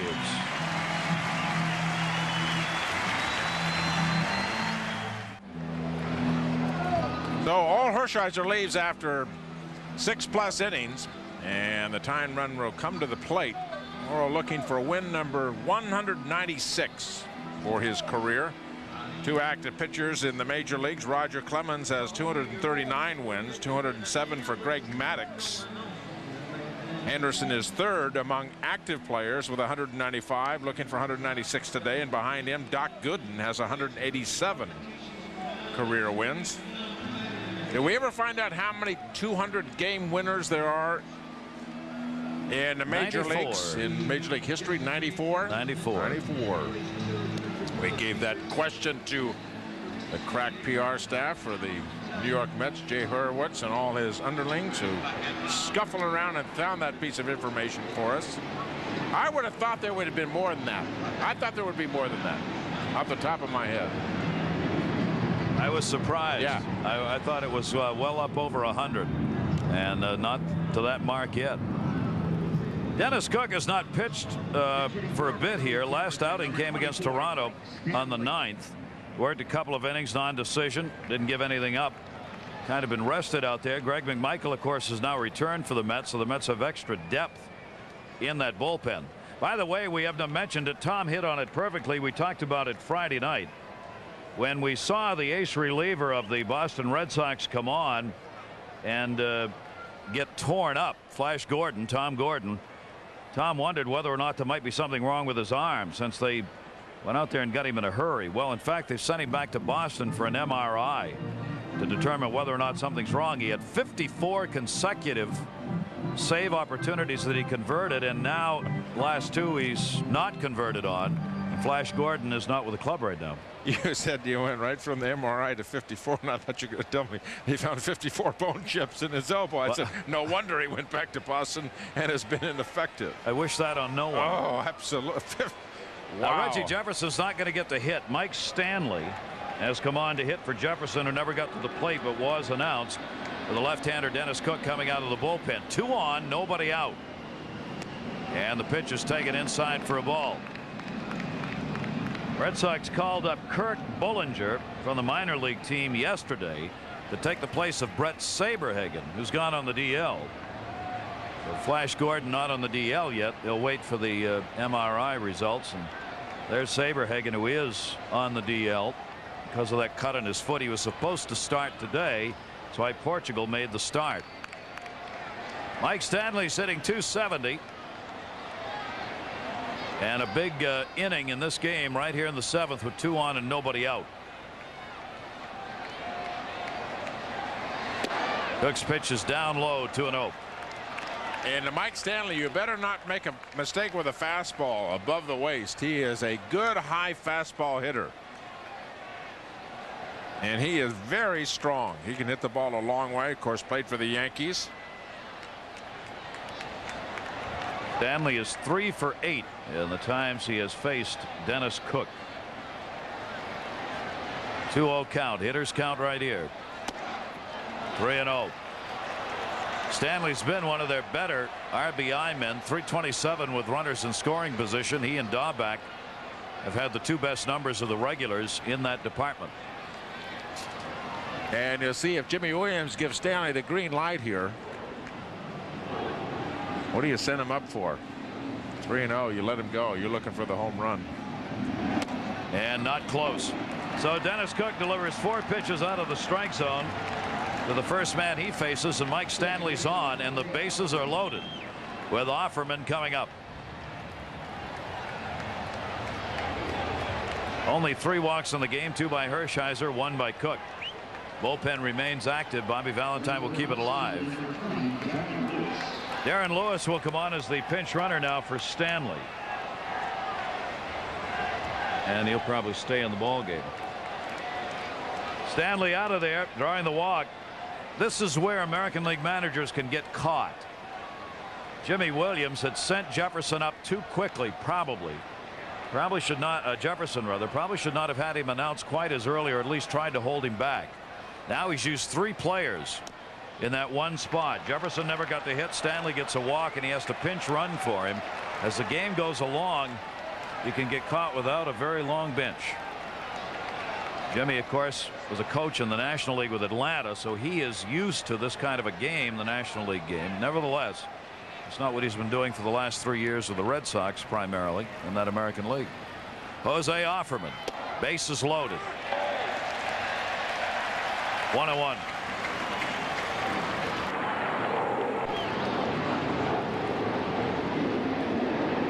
Dennis Cook in a tough situation, trying to protect a 3-run Mets lead here in the 7th inning. Triple last time for Offerman. High pitch, foul back, 1-2. Jose Offerman is a switch hitter. .263 right-handed and .337 left. His only home run hit left-handed. So by the numbers, at least, they've got him on the side of the plate they want him to be at.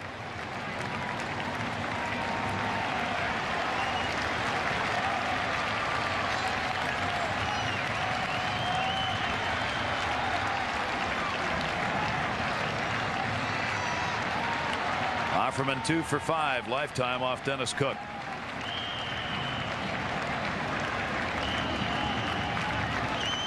One-two with the bases loaded. Oh, mercy. Had him fooled, but he didn't get the call.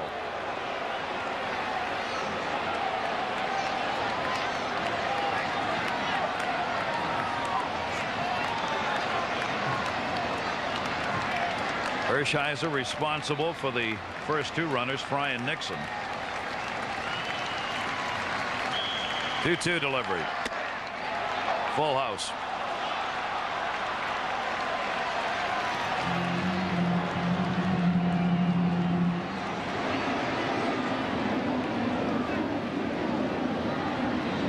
Veritek is the number 2 hitter on deck. Nobody out. 3-2. Fry, Nixon, and Lewis on the bases. Offerman grounds it towards second base. Edgardo Alfonso. Ordonez. That's it. A run will score. Not hit hard enough to turn 2. Red Sox get a run in as Fry scores from third after having drawn the leadoff walk, and it's a 5-3 game. That's a good play by Alfonso at second base to get the lead runner. It keeps the double play in order. With Offerman running, you really have no chance to get the double play unless the ball is hit right on the nose. Alfonso keeping the double play so that giving his pitcher a chance to get out of the inning with just 1 run. First and third, 1 away. And Jason Veritek, who is 0 for 3, only 3 for his last 20. 7 home runs for Veritek, 22 RBIs. Cook will throw over to first base. Offerman at first.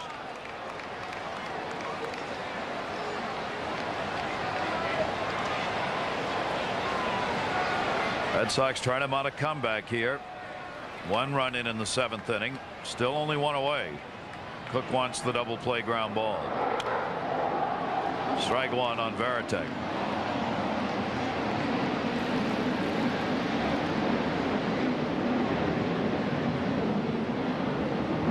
Veritek checking with Wendell Kim at third.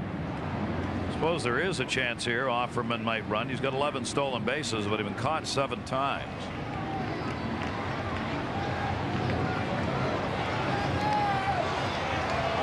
Oh, 1.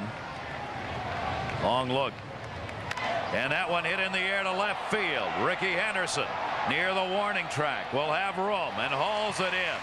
Throw will come to second base. Offerman will get that back. Sac fly as Trot Nixon scores, and it's back to a 1-run game. 5-4. Now there are 2 down. Credit Veritek with the RBI and the sacrifice fly. He's got 23 runs batted in. He did not miss by much, putting the Red Sox out in front. Just a fraction down that left field line. Ooh, right in the middle of the plate. Good level swing, and just a fraction on the bottom of the ball. Holy mackerel. Good play by Offerman to get down in scoring position, too, knowing Ricky was going to get that ball. Now John Valentin stands in. .255 hitter off left-handers. 2 down. Tying run potentially.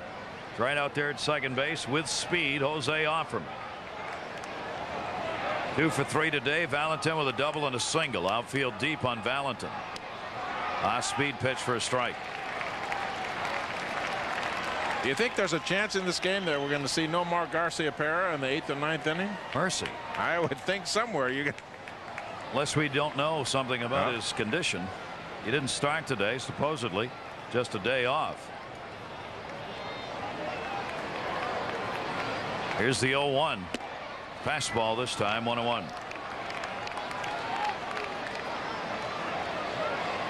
John Valentin 2 for 6 in his career off Dennis Cook.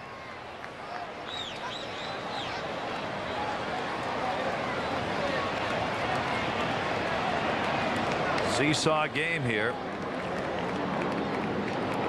Each team's had the lead. Inside fastball strike 1-2.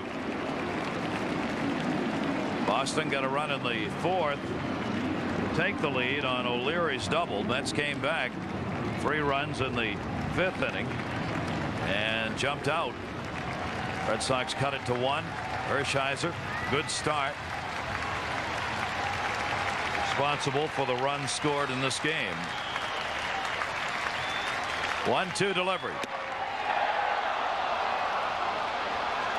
Just missed. 2-2. Greg Bonin, the umpire behind home plate, has that delayed strike call. Sometimes you don't know if it's going to be a strike or not on a very close pitch. That one just missing inside. And Bonin will wait a couple of seconds before he rings it up.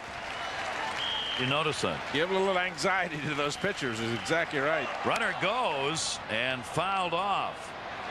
With 2 down and a 2-2 count, Offerman decided to take off. Nobody was holding him close to second base. And Robin Ventura way back at third. That's one of the reasons why. There's no real reason to go on this steal third base unless you know absolutely that you can steal it. We had 2 outs. Good speed. Dennis Cook didn't even look back on him last time, so Offerman kept edging off and had a huge lead.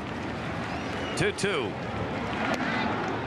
Outside this time. 3-2. Cook has been all around, just missing that 3rd strike.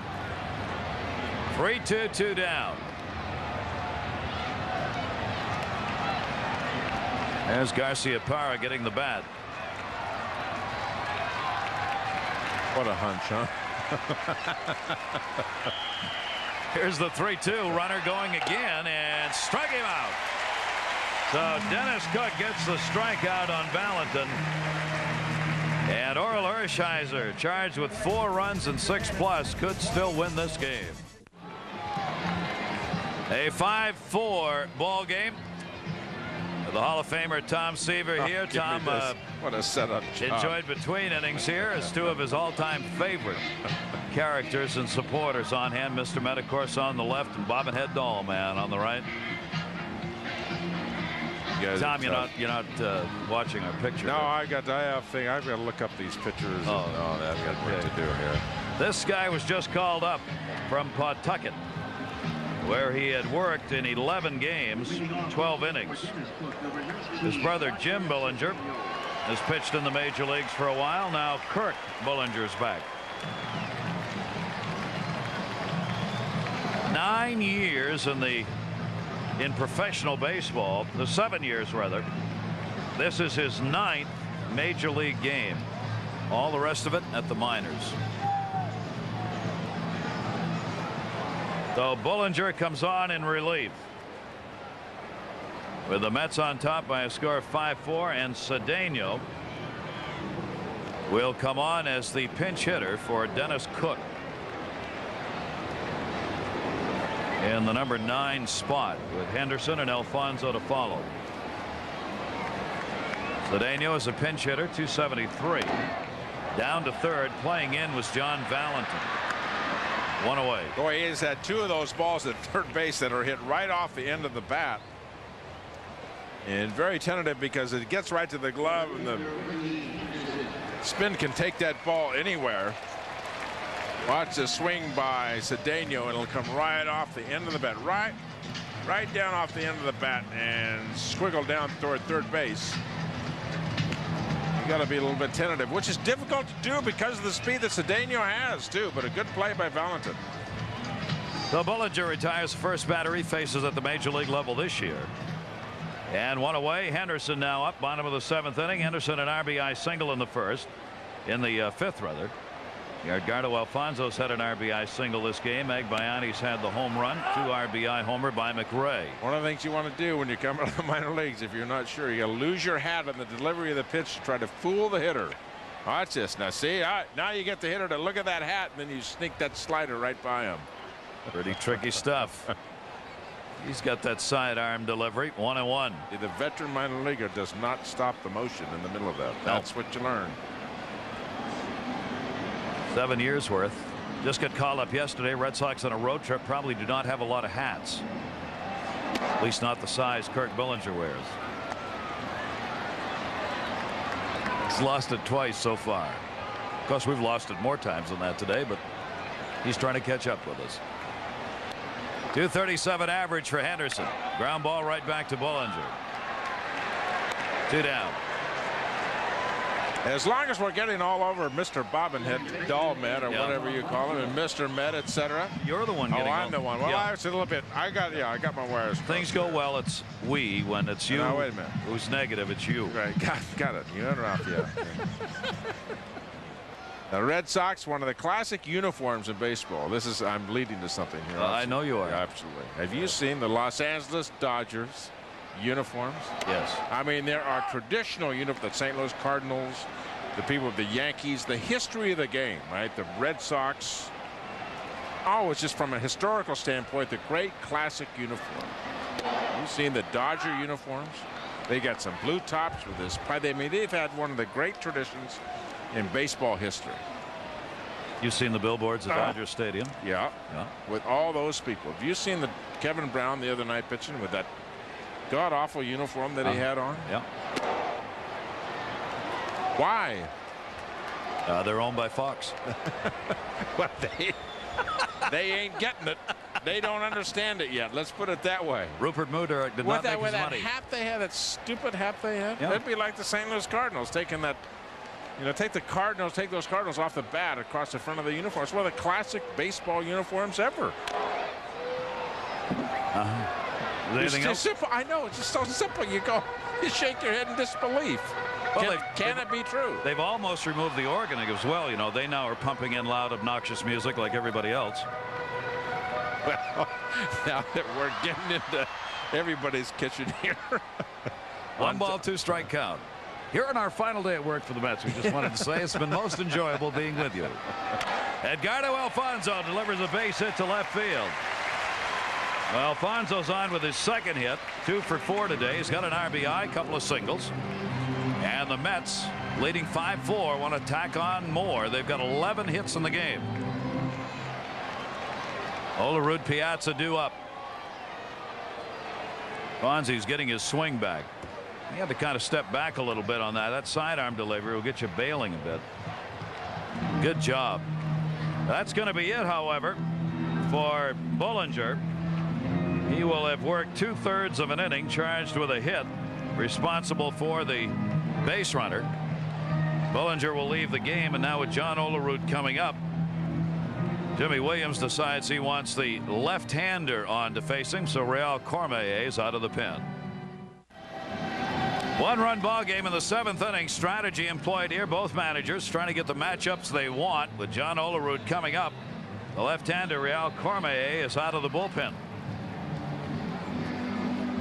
Cormier has worked in this series. He came on Friday night, worked a couple of innings, and got touched up for 2 hits, but he struck out 4 and was not charged with any runs against him. 32-year-old left-hander.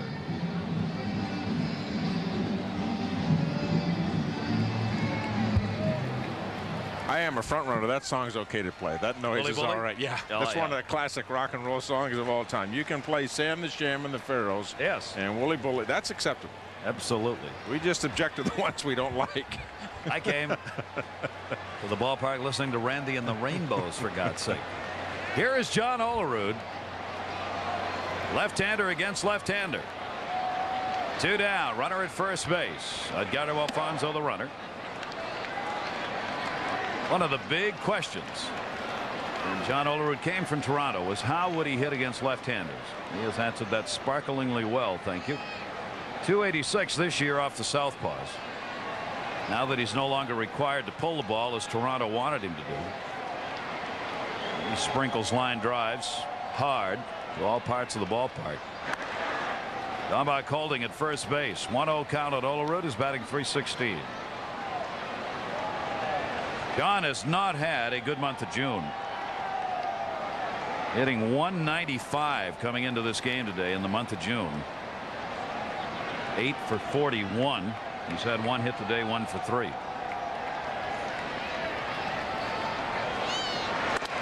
The thing about the firing of the coaches, when Tom Robson, the hitting coach, got fired with Bob Apodaca and Randy Neiman, was that he was right in the middle of that kind of slump that he was starting in, and he was the one guy that was most vocal. There you see the bench and the coaching staff for the Mets. He was most vocal about the support of Tom Robson. He said he was really important for his hitting.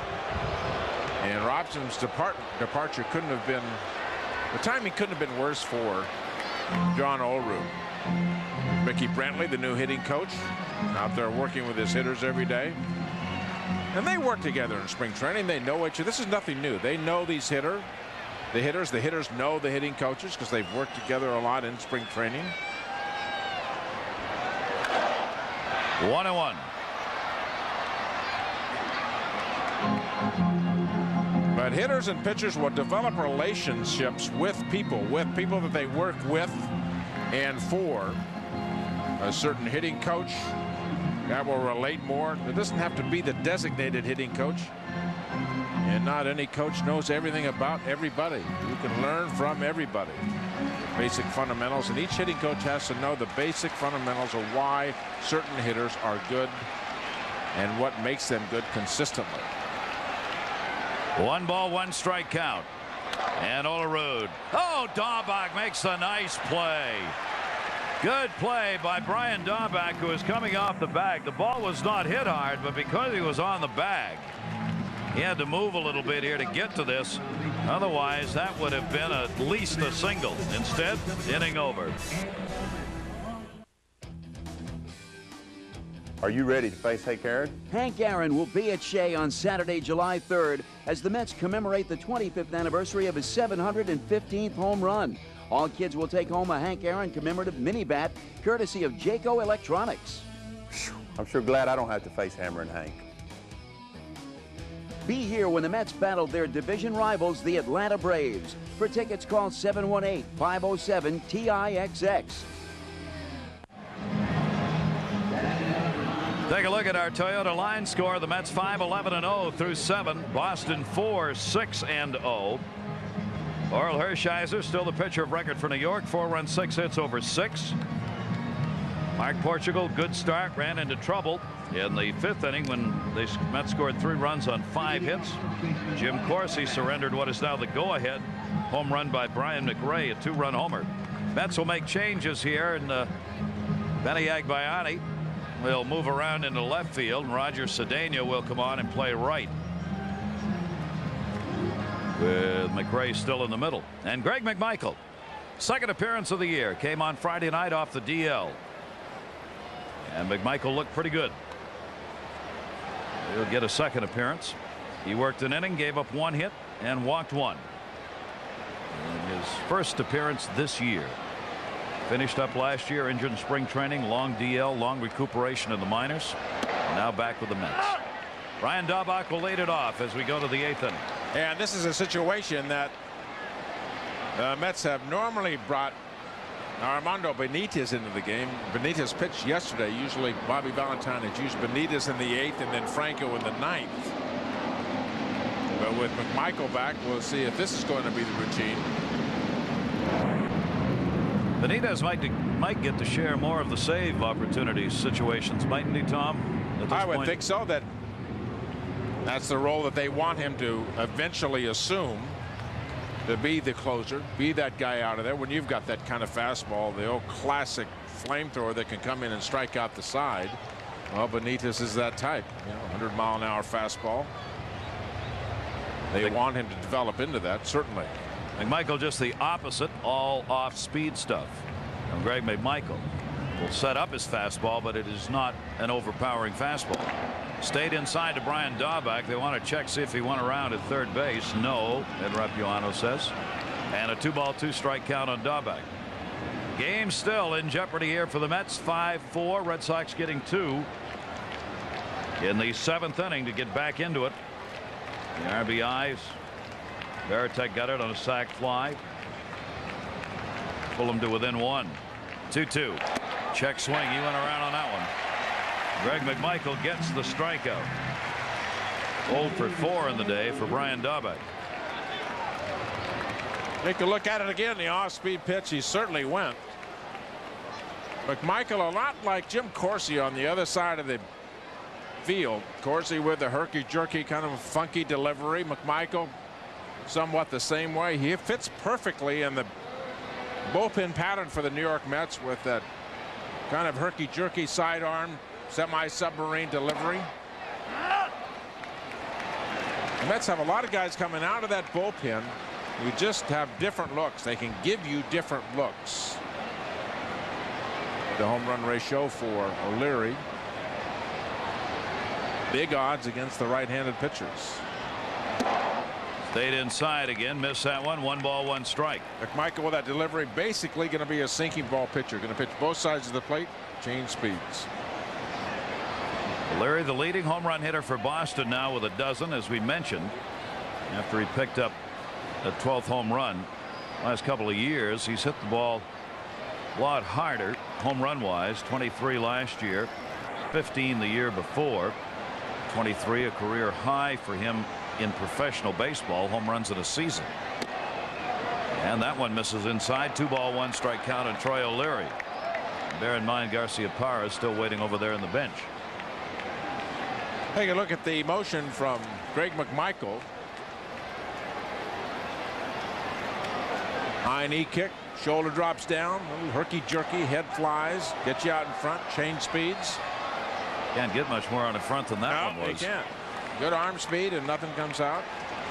You know, looking at the Red Sox, and we talk about how difficult it is for them to have scored in the last 6 or 7 games. If they stay in contention, they're going to go out and get themselves a bomber. They're going to go out and get themselves a guy that can hit the ball out of the ballpark. And the fit for me is a guy like a Bobby Bonilla in that ballpark. American League DH is right where Bonilla probably will be most effective in baseball. Reached for that one. Left field. Benny Agbayani's got no play. It'll fall in for a base hit, and O'Leary is on, representing the potential tying run. So Agbayani, you can move him, but you can't hide him.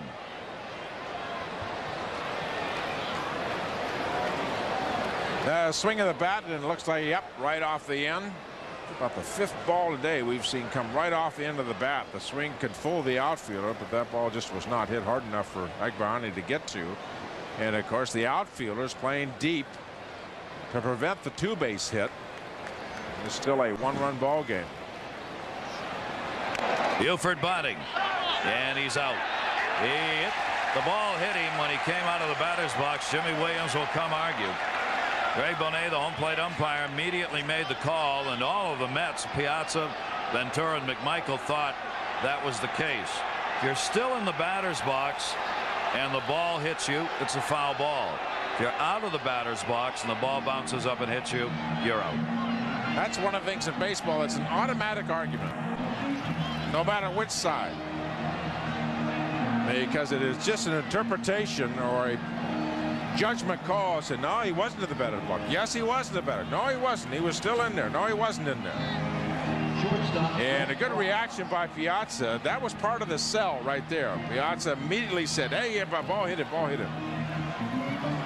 And whether Jimmy Williams is looking for help, I don't know. Take a look at it again and look at his feet. His foot is still in the batter's box. He should not have been out. Pretty good argument for Jimmy Williams. Now, he may get tossed out of this, but it is strictly judgmental. That foot is still in the batter's box when the ball hit him. But a good sales job by Mike Piazza may have convinced Greg Bonin that, yes, he was out of the batter's box.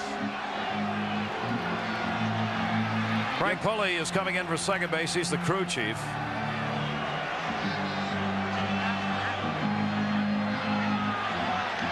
Greg Bonin did not ask for any help on this. Probably Williams is arguing that too. That's another usual argument. Hey, you can't see it. It's in front of you. You screen. Ask for help. Bonin made the call immediately, and Williams pressing the argument here. It's a big out in a 5-4 game. Becomes the second out of the inning with a runner at first.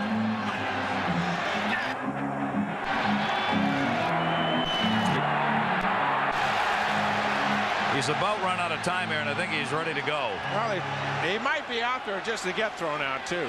This is the way Bobby Valentine did the other night. He went out and argued that catcher's interference call, and you knew he was out there to get thrown out. Williams thought about it. Bonet said, "You want to get run?" Williams decided to go back. Well, that wasn't even that close. No, wasn't close at all. Asked for help. So 2 down.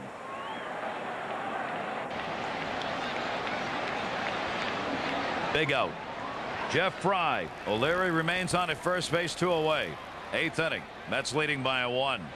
And McMichael comes in with a strike. Is something wrong with Garciaparra? Yeah. Got your shortstop up. You're down by a run.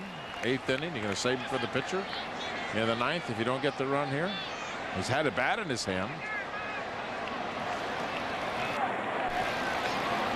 Putting stuff up like he's going to play. Outside for a ball. 1 ball, 1 strike. I don't understand this one. Fry hitting .228. Garciaparra .316. And he's preparing to come into the game. Why would you bring him in as a defensive replacement in the next half inning and not hit him here? Straight up change. 1-1 ground ball towards the middle. Nice play. Ordonez can't hang on. Tried to make that running throw, and it's going to be an error, and the inning stays alive.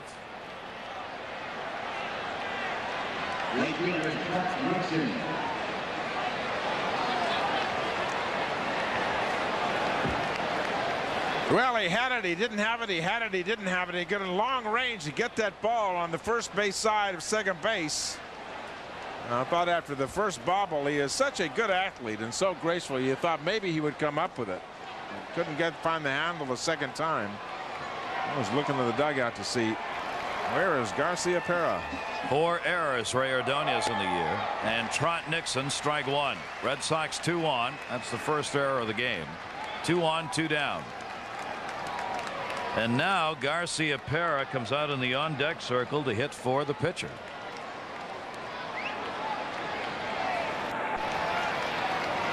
I don't know.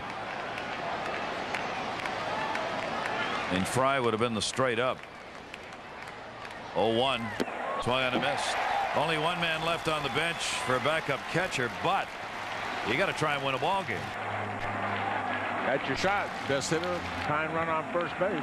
That's your shot right there. Remember we mentioned earlier, late innings you get caught. He used that one situation where he used 3 players because he got a guy announced, Jefferson, before he could step in. The Mets changed pitchers. Jefferson came out, Stanley hit, and then they put Lewis in as a pinch runner.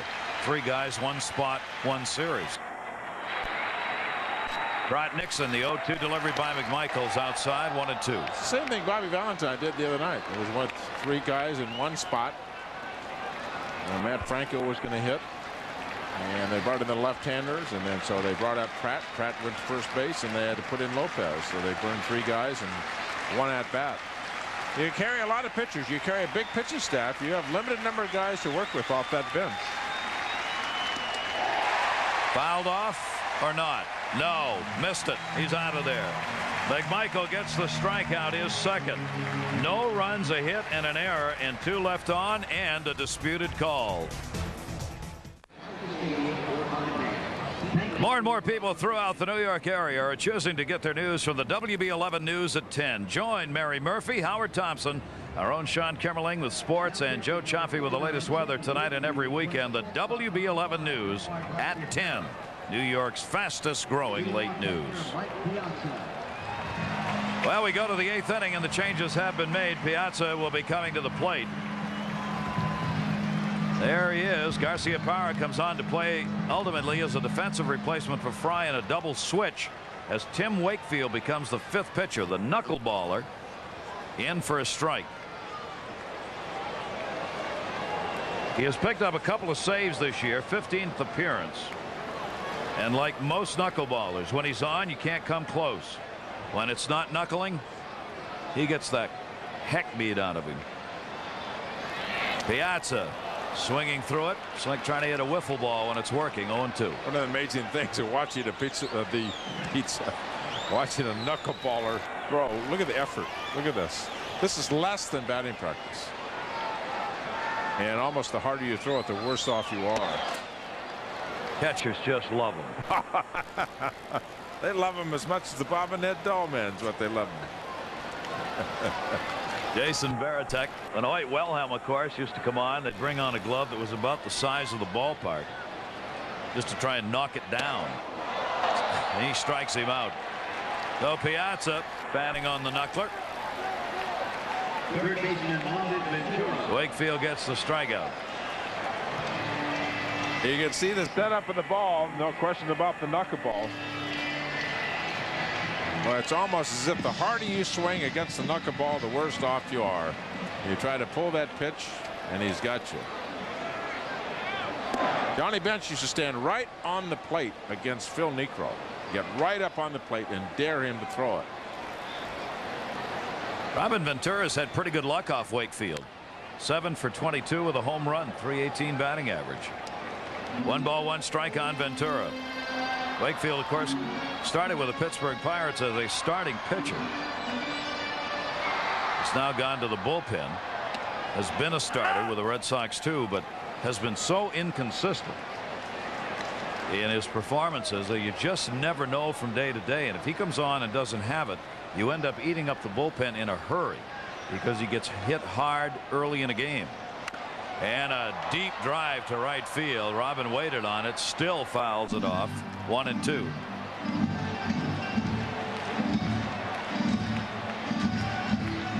Take a look at it again. As you can see the setup of the knuckleball.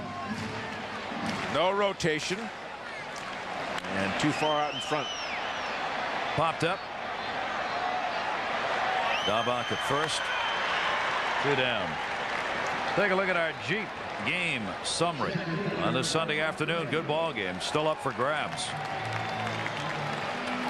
Agbayani, home run number 10.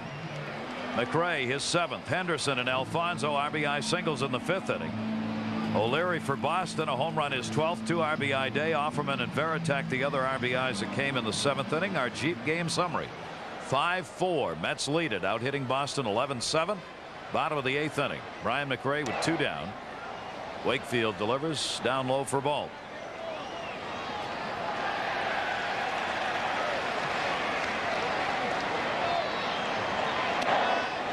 Virtually all he throws, every pitch is a knuckler. Given up 70 hits, 62 innings, 35 walks, 41 strikeouts. .285 batting average by opponents against him.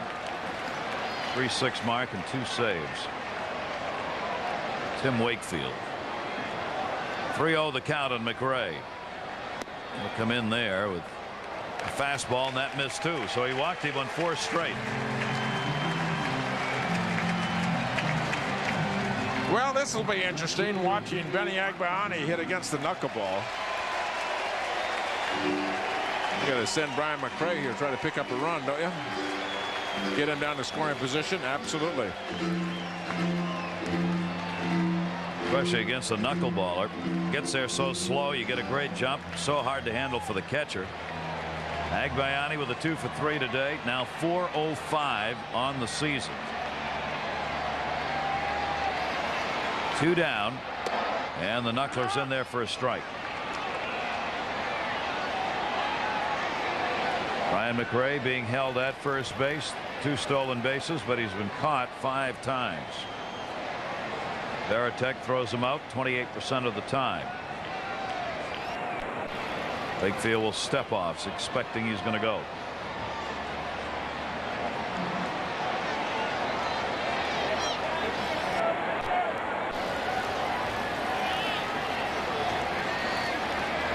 One strike count.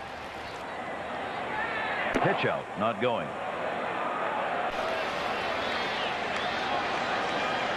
You're wondering about Benny Agbayani with a home run ball.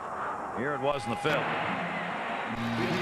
Off-speed pitch that Benny saw it when it was about halfway at home plate. You could see him slowly cock, and he knew exactly where the pitch was going to end up. He was right on that. He crushed that ball.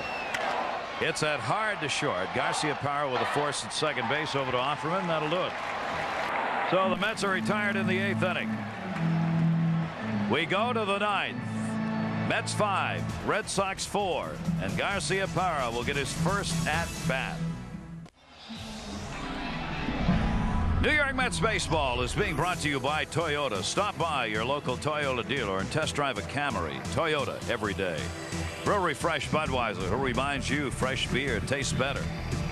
General Motors, people in motion. Closed captioning provided as a public service by 1-800-MATTRESS. Leave off the last S for savings. Gary Thorne, Tom Seaver, Ralph Kiner, welcome back. Save situation. He's got one of them, Turk Wendell. And no Armando Benitez and no John Franco. Benitez pitched yesterday. And where John Franco, maybe a little tenderness in the elbow or shoulder or the pitching arm. And so a new guy in a save situation. Garcia-Parra first at bat. Down the line, Benny Agbayani. This is going to be a play at second. Double. So Nomar Garcia-Parra delivers a huge hit. In a one-run game, he's a potential tying run. He's on at second base.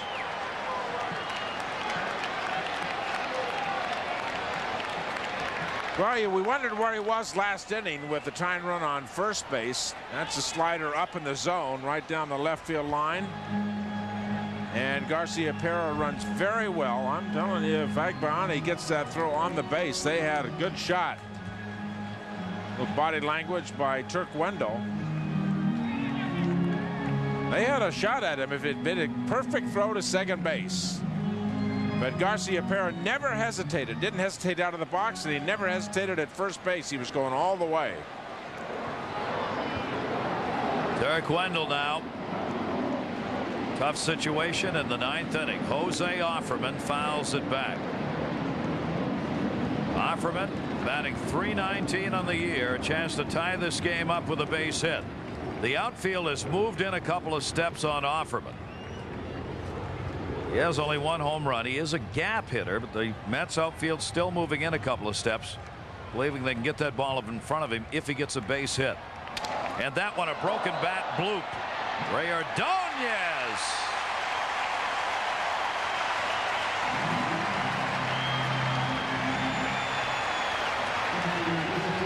One down. Great pitch by Wendell. Sinker right off the end of the bat. Another ball off the end of the bat. Well, those are the kind of things when they leave the bat, you don't know if they've got enough juice to get over the shortstop's head. And a good play by Ordonez.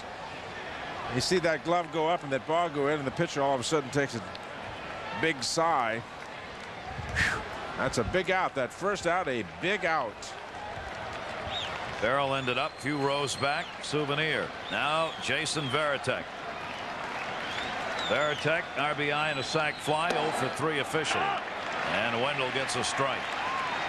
Mets leading it by 1, trying to take the rubber match game here in this series. And Wendell looking for his second save of the year. Fooled him badly. Ate him up inside. 0-2.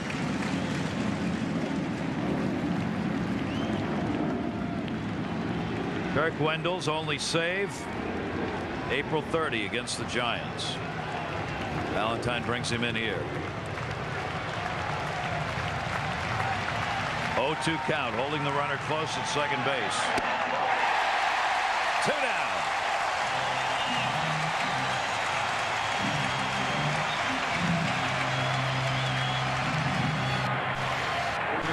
I don't think you can get a pitch farther out of the strike zone and have a hitter swing at it. That ball's about a foot inside. And he tried to get out of the way. Varitek did to swing at it. Slider, slider, slider. And if you don't like that one, I get another slider for you. 2 down. John Valentin. Nomar Garcia-Pera, the runner at second base. Strike one. Dirk Wendell's 34th game for the New York Mets. 34. And they played 61. The rubber arm. I hope he's around in August. 0-1 timeout. Both the Mets and Red Sox 8 and 7 in one-run ball games. And that's what we've got here. One of the things Bobby Valentine has to be careful of is going to that bullpen too much. He knew they were good coming out of spring training. That was part of his game plan to get his starters to get to the 6th or 7th inning. But you look at Dennis Cook has been in 28 games, Franco 27, and Wendell 33. This is his 34th. That's a lot at this stage of the season. 0-1 delivery. Missed outside. Piazza tried to pull it back in. 1 ball, 1 strike on John Valentin.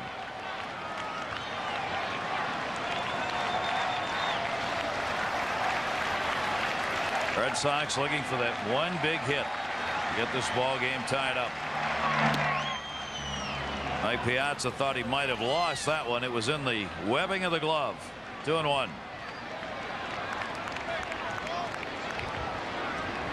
And Turk Wendell wants the new baseball. Piazza scooped that one out and said a little prayer that he still had it.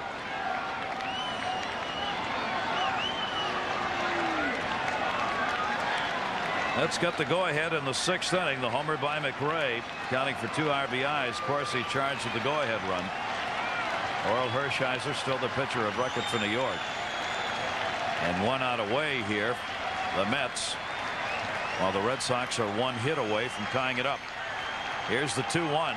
Valentin takes it. 3-1. Alan Watts has been throwing in the bullpen for the New York Mets. Now, he hasn't pitched in about 8 days. And Benitez has not been up. There's Watson.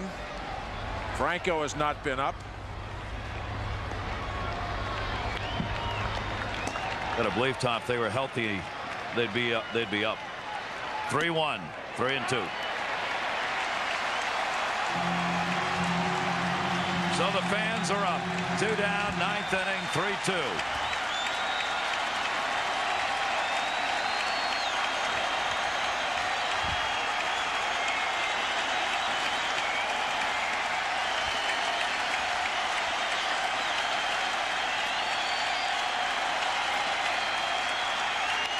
Valentin will keep it alive.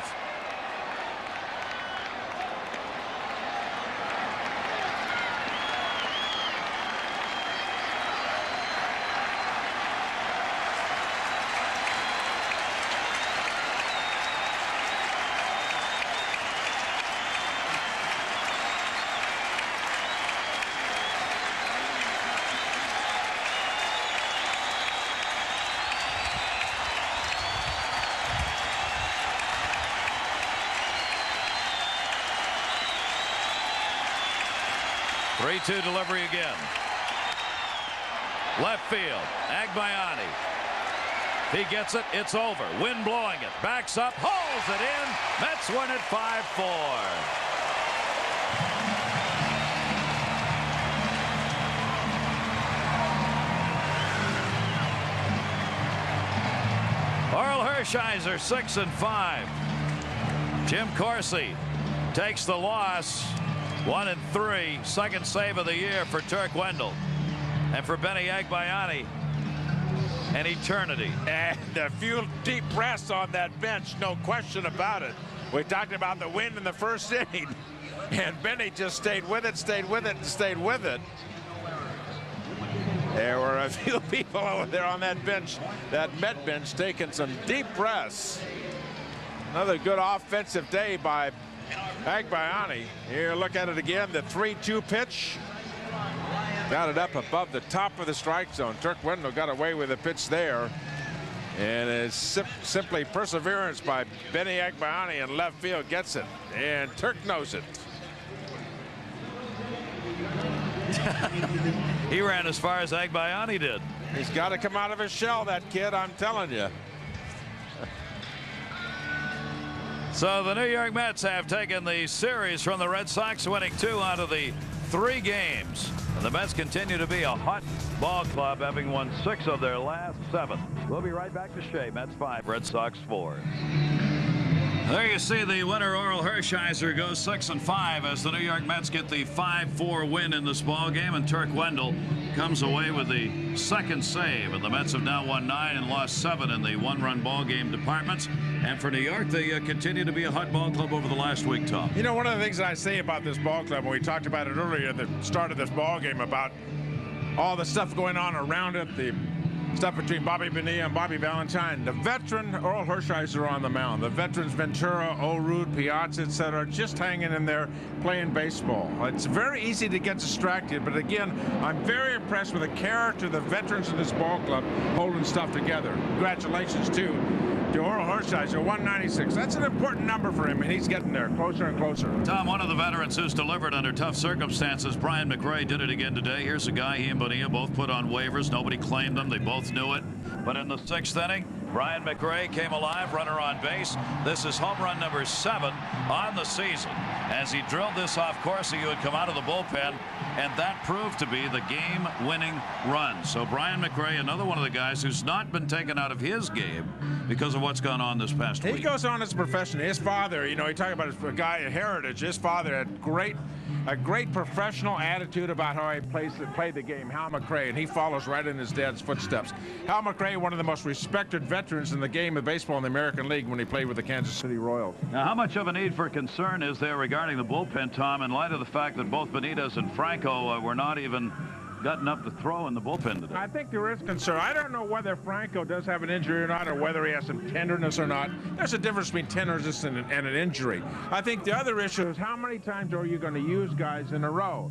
Armando Benitez pitched yesterday. He simply may have said, listen, this is a ball club. We got to spread the responsibility around. We've got to give Benitez a day of rest. New York Mets interleague play continues to be their advantage, not for the Red Sox. I don't think there's any question in light of the fact the Red Sox weren't hitting up and down the lineup anyway. Without the DH, and Stanley's been one of those guys who's filled that role, they really get hurt, and it's showing up in their interleague numbers where they've won only a couple and lost 7. I mean, they got trounced up in Montreal, outscored 26-4. If they're going to get anything going, they got to get back to the American League where they can use the DH to put some runs on the board. Now the New York Mets will hope to make some ground here in the National League as they go back to playing National League opponents. Well, they've been doing pretty well, other than just the Yankees. They've been doing pretty well. They'd like to see if they could keep Boston in town a little bit longer. They'd be very happy. Yes, they would. Yes. Indeed, they would. Mets continue hot dog. Good week for New York, both pitching and hitting-wise, as they come away with a victory here, and they take this series from Boston. That's it from Shea Stadium today. Our final score, New York winning it by a score of 5-4. Oral Hershiser, who came on to win the ball game as the starting pitcher today. Tough one for Mark Portugal, who had a decent outing but had one bad inning when the New York Mets got it together, including this home run. Benny Agbayani now has 10 dingers this year, and Benny and the Mets is becoming the theme song here at Shea Stadium. Jimmy Williams, Red Sox, they are the losers today despite bringing on the knuckler and the argument on an important play at the plate on that ball that hit Buford when he came out of the box. Our next game of the WB11, Mets take on the Cardinals. We'll see you Thursday from St. Louis, 8 o'clock. McGuire and company will be there, and so will we. Cheers is coming up, followed by the 11 movie FX2. That will be at 5. For Ralph Kiner, Tom Seaver, and all of our crew here at Shea Stadium, I'm Gary Thorne. Thanks for joining us, everybody. We'll see you from St. Louis.